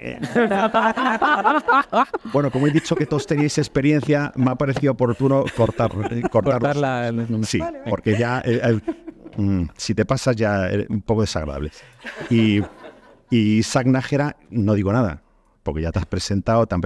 No, Global Senior Manager de Medio Ambiente en Upstream en Oil and Gas. Fijaros que a mí me parece muy interesante el panel, porque tenemos tres grandes empresas de reconocido prestigio en el mundo industrial, de potencialmente más implicadas en todos los temas de identificación o de medida y evaluación de recursos naturales, y el sector financiero, con la presencia de José Antonio, como digo, responsable de sostenibilidad, o sea, estamos hablando de lo que estamos hablando de Bankinter. Creo que es muy importante porque, como he citado antes, 2019, con el Green Deal, sale la taxonomía financiera, con el primer acto delegado 14 de junio del 2021, y a partir de ahí, digo la fecha exacta, es cuando cambian las cosas. Y desde mi opinión es cuando se cierra el círculo, porque sin vosotros no podemos hacerlo. Eso lo tengo clarísimo. O sea, por más que las empresas queramos involucrarnos en la medida de los impactos ambientales y las dependencias, necesitamos involucración del soporte financiero para poder conseguirlo. Lo dejo ahí y empezamos, Nieves, y ahora ya sí me siento. Vamos a ir en este orden. Y son dos preguntas muy sencillas, ¿no? Como digo, presente y futuro. La primera es, ¿cómo está abordando tu empresa la necesidad, porque ha quedado clara en el día de hoy, de identificar medir y valorar los impactos y dependencias del capital natural. Nieves, digo las 3 palabras porque son 3 palabras distintas y las 3 son importantes. Primero, identificarlos, luego medirlos y luego valorarlos, que es darle la parte del peso de ese impacto de esa dependencia. Bueno, pues voy a empezar un poco por el histórico. O sea, llevamos muchísimos años trabajando con temas de biodiversidad, haciendo estudios de impacto ambiental de los nuevos proyectos, haciendo seguimientos ambientales de los impactos que generan estos proyectos en el medio, haciendo proyectos de restauración ambiental, de revegetación, etcétera.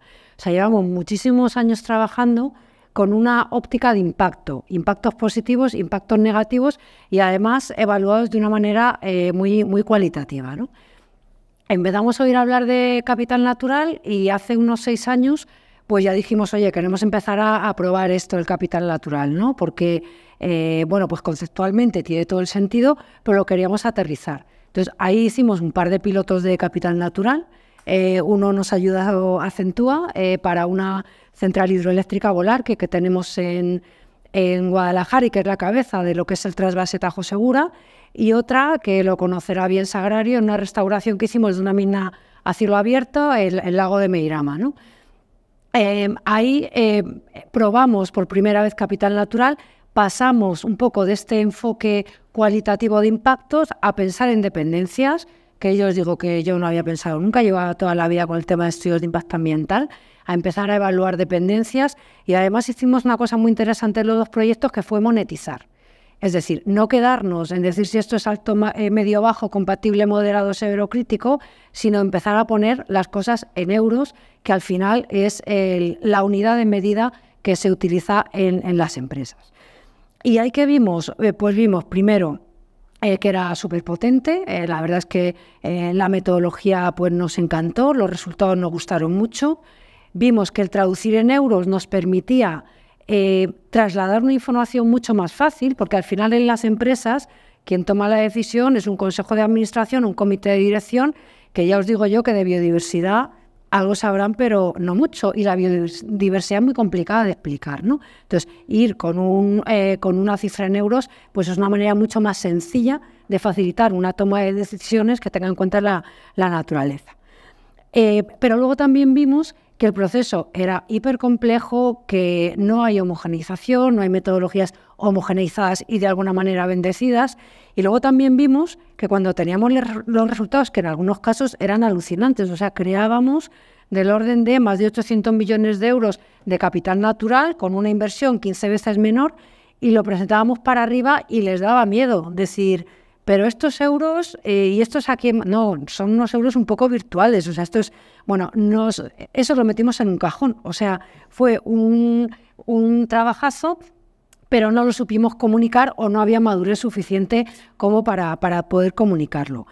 ¿Dónde estamos ahora? Pues el cambio total de paradigma, hemos pasado de hablar de impactos a empezar a hablar de riesgos y bueno, os ha visto que se aprobó a finales de diciembre y acaban de salir los estándares del reporte corporativo en materia de sostenibilidad, que disfrazado de directiva de reporting, lo que viene es un cambio absolutamente total de concepto. Entonces, se acabó de hablar de impactos, se acabó de hablar de... No, dígame usted el riesgo y la oportunidad en euros. O sea, está empezando a converger la información financiera con la no financiera, tiene que tener el mismo nivel de calidad y entonces necesariamente tenemos que evolucionar y usar herramientas como el capital natural para empezar a traducir todo esto en en riesgos y oportunidades, es decir, en euros, y ahora mismo pues en eso estamos, ¿no?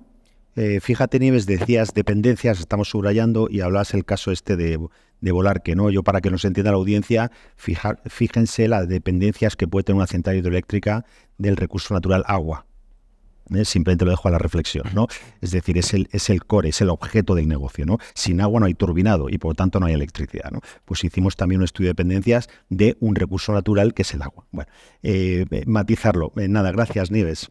José Antonio, nada, te dejo con la misma pregunta, que nos cuentes el enfoque, qué es lo que está haciendo Bankinter, que sé que habéis hecho cosas y que estáis con fuertes iniciativas al respecto.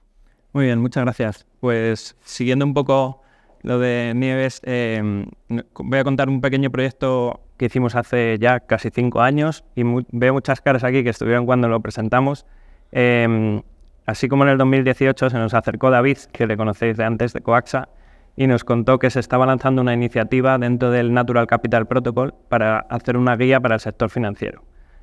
No tengo que deciros que para el sector financiero las unidades de biodiversidad actualmente, bueno, en aquella época y de momento no tienen mucho significado. Ahora nos estamos enterando de cómo funcionan las toneladas de CO2, o sea que el ir a metros cúbicos de agua y pérdidas de hectáreas es un poco complicado, ¿no? Entonces hay que aterrizarlo.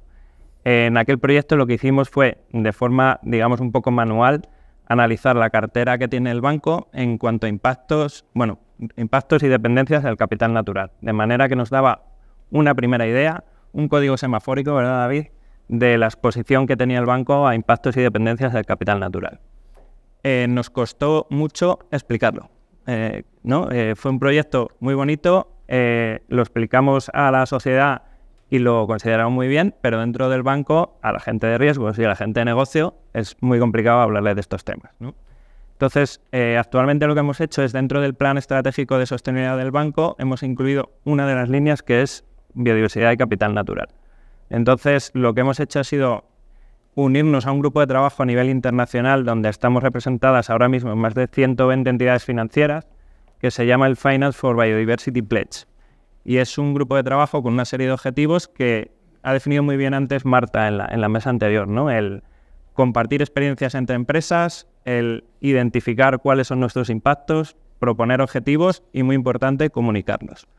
Y ahí lo ligo con lo que hablábamos de la nueva directiva de reporte de sostenibilidad, la taxonomía, incluso el Banco Central Europeo, que es nuestro regulador, que hasta ahora ha estado muy centrado en riesgos de cambio climático, pero ya está empezando a preguntar de cómo vamos a gestionar o cómo lo estamos haciendo ya riesgos de biodiversidad y capital natural.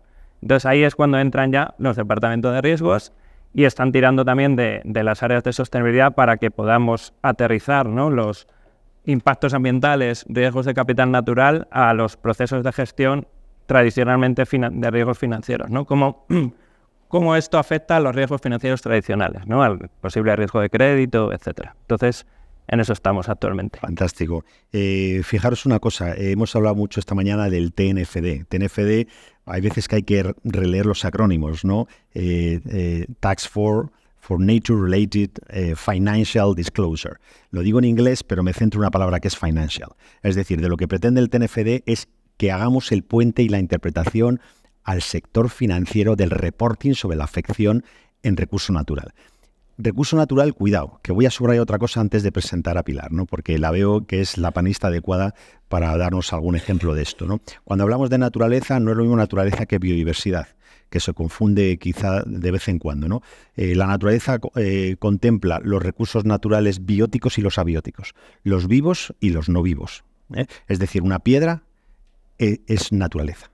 El suelo es naturaleza, el agua es naturaleza. Y por lo tanto está dentro del marco del TNFD y dentro del marco de la responsabilidad del cuidado de la misma, ¿no? Y lo digo porque voy a pasar la misma pregunta a Pilar, que es Holcim. Holcim es probablemente la más potente en el mundo en todas estas cuestiones del respecto. No sé si lo he dicho, el sector cementero, una cementera probablemente la más potente en estas cuestiones del respeto y el cuidado del capital natural. Vale, bueno. A ver, sí, Holcim es materiales de construcción, incluso algo más amplio, con lo cual ya desde el año 2000 se tiene bien claro la dependencia que tenemos de recursos naturales. Fundamentalmente se centró esa dependencia reconocida públicamente en agua y en biodiversidad. Pero entonces ya en el año 2000 se decidió tener como asesores a grandes ONGs a nivel internacional como BBF o UICN, para que precisamente nos guiasen en la identificación de esos impactos y un poco en el camino que teníamos que ir. O sea que ya desde entonces venimos hablando de huella hídrica, venimos clasificando las canteras, que al final la minería es la base de nuestro negocio, del negocio de la empresa donde yo trabajo. Y entonces las canteras y la biodiversidad están muy unidos, y en los proyectos de rehabilitación de canteras es donde veíamos que teníamos que reponer a la naturaleza lo que estábamos extrayendo. Ya hoy en día hay una estrategia global que se le llama de naturaleza e incluye fundamentalmente estos dos pilares, ¿no? En tema de agua, por supuesto, disminuir el uso de agua dulce y, por supuesto, todo el tema de contaminación en vertidos, clarísimo. Pero lo que se ha comprometido públicamente es que se compensa el agua dulce que necesitamos extraer para fabricar nuestros productos de construcción, y se hará con especie de créditos en base a proyectos que beneficien la masa de agua de donde extraemos eso en agua. Y en biodiversidad, bueno, pues utilizamos una herramienta que diseñó UICN para poder evaluar la biodiversidad en los proyectos de restauración y cómo va incrementándose a base de poner planes de gestión de biodiversidad. Y bueno, Holcim ha sido pionera en solicitar este año que se validen esos compromisos, la viabilidad de esos compromisos por SBTN y Nature. Y bueno, ahí estamos. Dejo porque luego... Sí, luego seguimos un ratito. Gracias, Pilar. Isaac, cámbiate la gorra. Pasas de maestro de ceremonias en cuanto al REACH y la herramienta desarrollada, que por cierto, también es bueno repasar que también cubre esta parte abiótica que hemos comentado. Has hablado del tema del agua, de ruidos, de otros aspectos de suelos que también están incluidos, ¿no? Nada, me interesa ahora mismo, Isaac, tu rol de todo lo que está haciendo Repsol, lo que estáis haciendo, que es mucho en estos últimos años, en materia, por supuesto, de impactos, que sabes que llevamos hablando de esto desde hace 8 o 9 años, de riesgos ambientales, que sois otra empresa muy, muy concienciada, y de todo lo que estáis haciendo en Capital Natural. Bueno, pues voy a continuar un poquito con lo que estaba comentando antes y voy a intentar ligar el que se nos viene, ¿vale? Obviamente, gran empresa industrial, comprometida con el capital natural, reducción de riesgo, está claro. Pero aquí estamos hablando todo el rato de biodiversidad, de clima, de agua, de bienestar. Y una de las cosas que dentro de nuestra gestión, como estáis viendo, del capital natural, siendo el cambio climático una componente importante para cómo ese capital evoluciona, nosotros ahora estamos creyendo firmemente en usar este enfoque de capital natural para los proyectos de soluciones basadas en la naturaleza. Particularmente en nuestro negocio estamos empezando a entender cómo la implementación de estos proyectos en diferentes etapas del ciclo de vida de un activo nos pueden ayudar no solamente a capturar CO2, que sería la tradicional solución climática, sino a generar ¿el qué? Generar servicios ecosistémicos, generar biodiversidad y ayudar a que el agua en los entornos donde esa naturaleza mejore se retenga de manera más adecuada, esté más disponible. Te digo esto porque es lo que se nos requiere, bancos, inversores, sociedad, y estamos trabajando mucho en ello desde la perspectiva de entender, y lo hacemos también con REACH, cómo un proyecto nos va a capturar CO2 en los próximos 20 años con su ramp-up, con sus problemas, con sus pérdidas, con sus riesgos. Pero no solamente eso, sino cómo también nos va a generar servicios ecosistémicos y cómo finalmente nos va a generar biodiversidad. Entonces estamos un poco intentando entender, porque obviamente el default que tiene una empresa industrial con el capital natural es innegable. O sea, tendremos que entrar en programas de compensación de soluciones basadas en la naturaleza para reducir ese gap. Y en esa línea estamos trabajando ahora mismo. Perfecto. Nos quedan creo que 15 minutos, 3 por 4, 12. Os voy a pasar otros 3 minutos para la segunda pregunta y algún minutejo que iré robando yo, como estamos demostrando, pues hacemos los 15 minutos. Bueno, la segunda pregunta a todos los panelistas. Pasamos a futuro, ¿no? ¿Sería recomendable o necesario tener un plan estratégico empresarial para protección del capital natural? Amplío un poquito la pregunta con otras 2 cuestiones y contestáis libremente. ¿Cuáles serían los riesgos / oportunidades asociado a este plan estratégico empresarial? Vuelvo a repetir las palabras. Incluso os hago la pregunta que está linkada un poco a la presentación de REACH del día de hoy. ¿Hay que plantearse pasar a la digitalización en este proceso de planificación estratégica? Nieves, por favor. A ver, yo no creo que tengamos que tener un plan estratégico de biodiversidad. Yo creo que las estrategias de las empresas tienen que tener la naturaleza, o sea, tiene que ser un punto de partida, ¿no? Esto no va de ir sumando planes, sino que cuando se haga una estrategia de empresa, igual que se piensa en términos económicos, se piense también en términos de naturaleza, en términos climáticos, en términos, al final, ESG, ¿no? Entonces, ¿va a ser necesario? No, es imprescindible, y es que además va a ser obligatorio, ¿no? O sea, yo me he leído los tochacos estos de los nuevos estándares de reporte y allá te habla de que tienes que tener un plan de transición de biodiversidad. O sea, igual que con el cambio climático, yo creo que el tema de naturaleza va muy a rebufo, ¿no?, de todo lo que está haciendo el cambio climático. Pues hay que tener un plan de transición de biodiversidad, hay que saber dónde estamos, qué objetivos tenemos y hacia dónde tenemos que ir. Y eso ya lo dice el estándar y va a ser obligatorio, ¿no? Dicho esto, ¿qué problema tenemos aquí? Tenemos el problema, y hago la comparación con clima, de que el clima es muy fácil, le tenemos puesto un precio a la tonelada de CO2, la naturaleza es muy complicada y además el clima me da igual que yo emita aquí una tonelada o que la emita en Paraguay, pero es que el clima tiene unos valores intrínsecos que dependen mucho de cada lugar, ¿no? Valores naturales, valores culturales, o sea, son muy complicados. Entonces, digitalización, sí, porque si no va a ser absolutamente imposible. O sea, hacer esto a costa de estudios de consultor, caso por caso y tal, pues va a ser súper difícil, ¿no? Y es imprescindible porque, es decir, ahora mismo la economía, lo perverso que tiene es que la naturaleza ha sido transparente para ella. Yo este ejemplo lo pongo mucho, pero cuando la economía clásica mira un bosque, lo evalúa como materia cortada y ya. O sea, que también es materia cortada, pero es que aparte de materia cortada es captura de CO2, es creación, ¿no?, un poco de, incluso un valor paisajístico.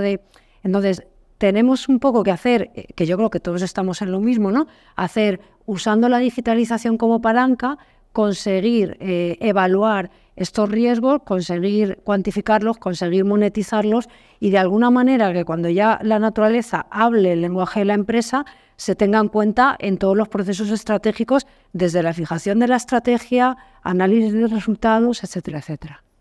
Perfecto. José Antonio, yo tengo la sensación, y perdóname, incluso le pido perdón al sector financiero, ¿no?, de que has sido un poco intrépido en estos 2 últimos años, ¿no? Porque yo creo que querían subir el Peñalara y esto es el Everest, ¿no? Hablando aquí en términos muy madrileños y muy locales, ¿no? Pero creo, digo, que ha sido estos años atrás. Acaba de citar Nieves a puntualizar, medir la naturaleza es extremadamente difícil.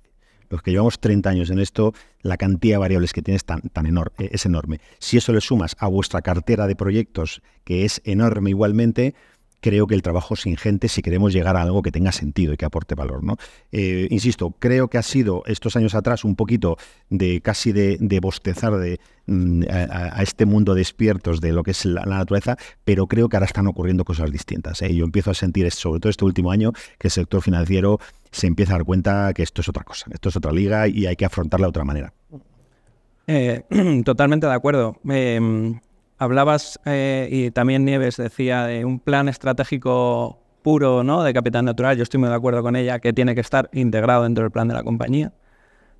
Y de un poco de lo que está pasando en los últimos años, yo creo que estamos dando, no solo el sector financiero, creo, pero también hemos empezado como con mucha fuerza y dando como tiros al aire, ¿no? Y hay que centrarse. Y para eso, pues herramientas como las que se han presentado hoy creo que son indispensables. O sea, haceros una idea que para el sector financiero no es estudiar los impactos y dependencias de sus instalaciones o de sus proyectos, sino el de todos los clientes a los que estás financiando, ¿no? Entonces, es un trabajo que sin digitalización es imposible de hacer, ¿no? Isaac nos vino a contar hace unos meses, un añito, el proyecto, la herramienta, y lo vimos tan interesante que llevamos el caso a este grupo de trabajo que os he contado antes, de más de 100 entidades financieras para que lo conocieran, ¿no? Participamos en grupos de, compartir buenas prácticas, ver cómo lo podemos hacer desde el lado del sector financiero, y creímos que era una oportunidad, verdad que entiendo que necesitará ajustes propios del sector financiero, pero que será indispensable. A futuro, pues contaros que lo que era una línea estratégica de biodiversidad, ¿no?, en este plan de sostenibilidad que tenemos, estamos definiendo un nuevo plan de sostenibilidad. Hemos hecho un análisis de materialidad y donde antes solo salía el cambio climático, ahora ya está el capital natural.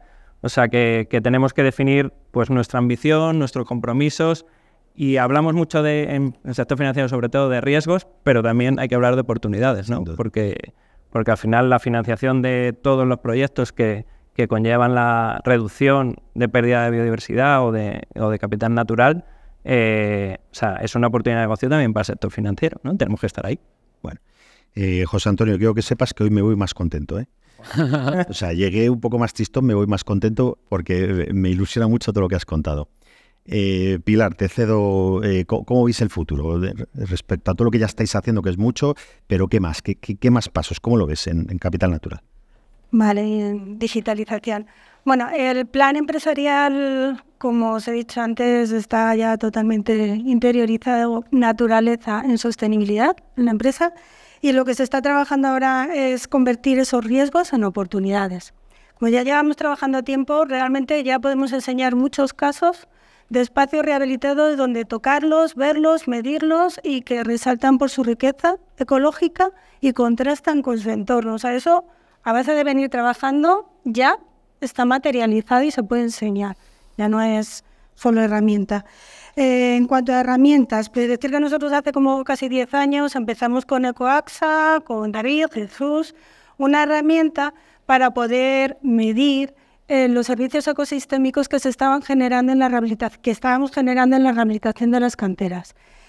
Entonces, bueno, este ejercicio ha sido muy bien valorado en informes por Comisión Europea, la Plataforma de Empresas Biodiversidad y por Naciones Unidas. Y yo solamente, de todo lo que habéis dicho, quiero destacar una cosa, ¿no? De todas estas herramientas y de la digitalización. Creo que lo importante de la herramienta que empezamos a desarrollar nosotros fue el panel de stakeholders que teníamos, en el que participan muy intensamente la gente que es experta en conservación de la naturaleza y trabaja con nosotros en la rehabilitación de las canteras. Es decir, yo entiendo que ellos fueron los que aportaron mucha información y muy interesante para poder llegar a hacer la valoración de esos servicios ecosistémicos. Yo entiendo que el trabajo de campo, el trabajo base es imprescindible para luego en la digitalización estar tratando datos que te lleven a un buen lugar y a unos resultados ciertos. Y ese era un poco, no sé si el contrapunto que yo quería hablar de las herramientas, que es muy importante la información base y trabajar con gente experta en naturaleza. Totalmente, Pilar. Cuánto me agrada que digas el tema de campo, ¿no? Yo siempre digo que esto va de medir, y para medir hay que ir y hay que hacerlo, hay que inventariar en campo, hay que ir con libreta, hay que apuntar. O sea, esto no es Google, esto es vas y mides. Y además acabas de añadir otra cosa, que tiene que ser gente que sepa. O sea, si quieres medir biodiversidad de especies vegetales, pues tiene que ir un botánico, tiene que ir un forestal, tiene que ir un señor que sepa de eso, ¿no? Y lo mismo para especies animales, ¿no? Y es bueno subrayarlo. Isaac, como se dice vulgarmente, te la dejo votando. Ahora te la dejo votando porque sabes que creo en REITs y en la herramienta. Por eso decidimos unirnos al equipo con Ecoaxa y con Advisian y unirnos a todo el trabajo elaborado. Sabes también que pienso, y lo digo en público, obviamente que no es la herramienta definitiva y que no es la herramienta para empezar a aplicarla en todos los sectores. Cuando digo sector me refiero a industriales, mucho menos sector financiero. Pero también sabes que pienso, y se lo digo también a los señores de Minsight, que creo que es la mejor posible a fecha de hoy, por el trabajo que lleva desarrollado de estos 8 años, ¿no? Y por tanto estamos en un punto muy bueno pues para lanzar en la jornada del día de hoy esta herramienta. Y como te digo, te lo dejo ahí para que veas no solo la posición de Repsol, que más o menos las he dejado entrever en la charla anterior, sino incluso el potencial de la herramienta cara a futuro, a esta digitalización y a esta necesidad que estamos insistiendo que tienen las empresas sobre la evaluación del capital natural. Bueno, pues a ver, integrar el capital natural en las empresas ya está integrado. Yo creo que todas las grandes empresas lo tienen integrado más o menos en su toma de decisiones, ya es una obligación. Respuesta a tu primera pregunta, ahí está. Digitalización, por supuesto, pero tiene que ser digitalización inteligente. Y ahí has tocado un punto importante, es decir, REITs sigue unas premisas, está muy bien hecha, está muy avalada, está muy reconocida, está muy premiada, pero tiene que ser customizada a las necesidades de cada grupo de usuarios. Hay unas bases comunes y esas bases comunes las tenemos que respetar, pero yo creo que para que esto funcione, esto no es como la gorra que te venden que a todas las cabezas le va bien, es decir, es una gorra, pero tiene que tener cierta customización y yo creo que es parte del futuro.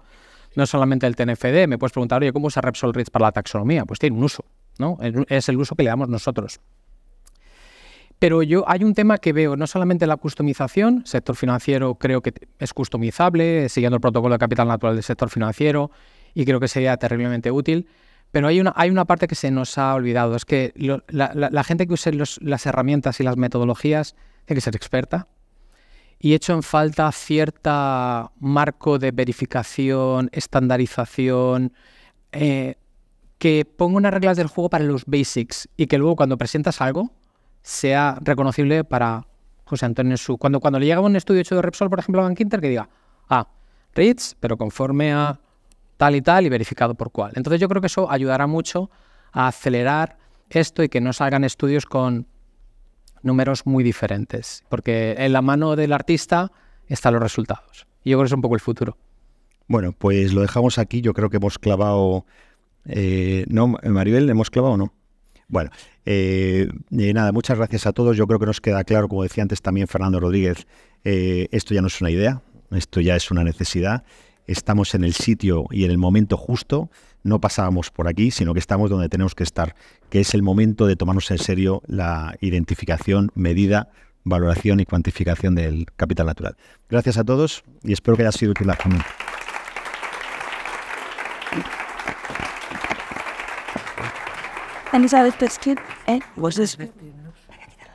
Esperamos que el evento de hoy haya sido de vuestro interés. Gracias a todos por venir. Gracias también a los que habéis estado presentes de manera remota. Ojalá esta pincelada sobre los retos y tendencias en cuanto al capital natural y las posibilidades de aplicación sirvan también para daros a conocer nuestro trabajo y el compromiso de Minsight con la sostenibilidad y el medio ambiente. Os invitamos ahora a un cóctel donde tendremos ocasión de compartir con vosotros impresiones y dudas que os hayan surgido y así pues recuperamos fuerzas tras esta mañana tan intensa. Muchísimas gracias.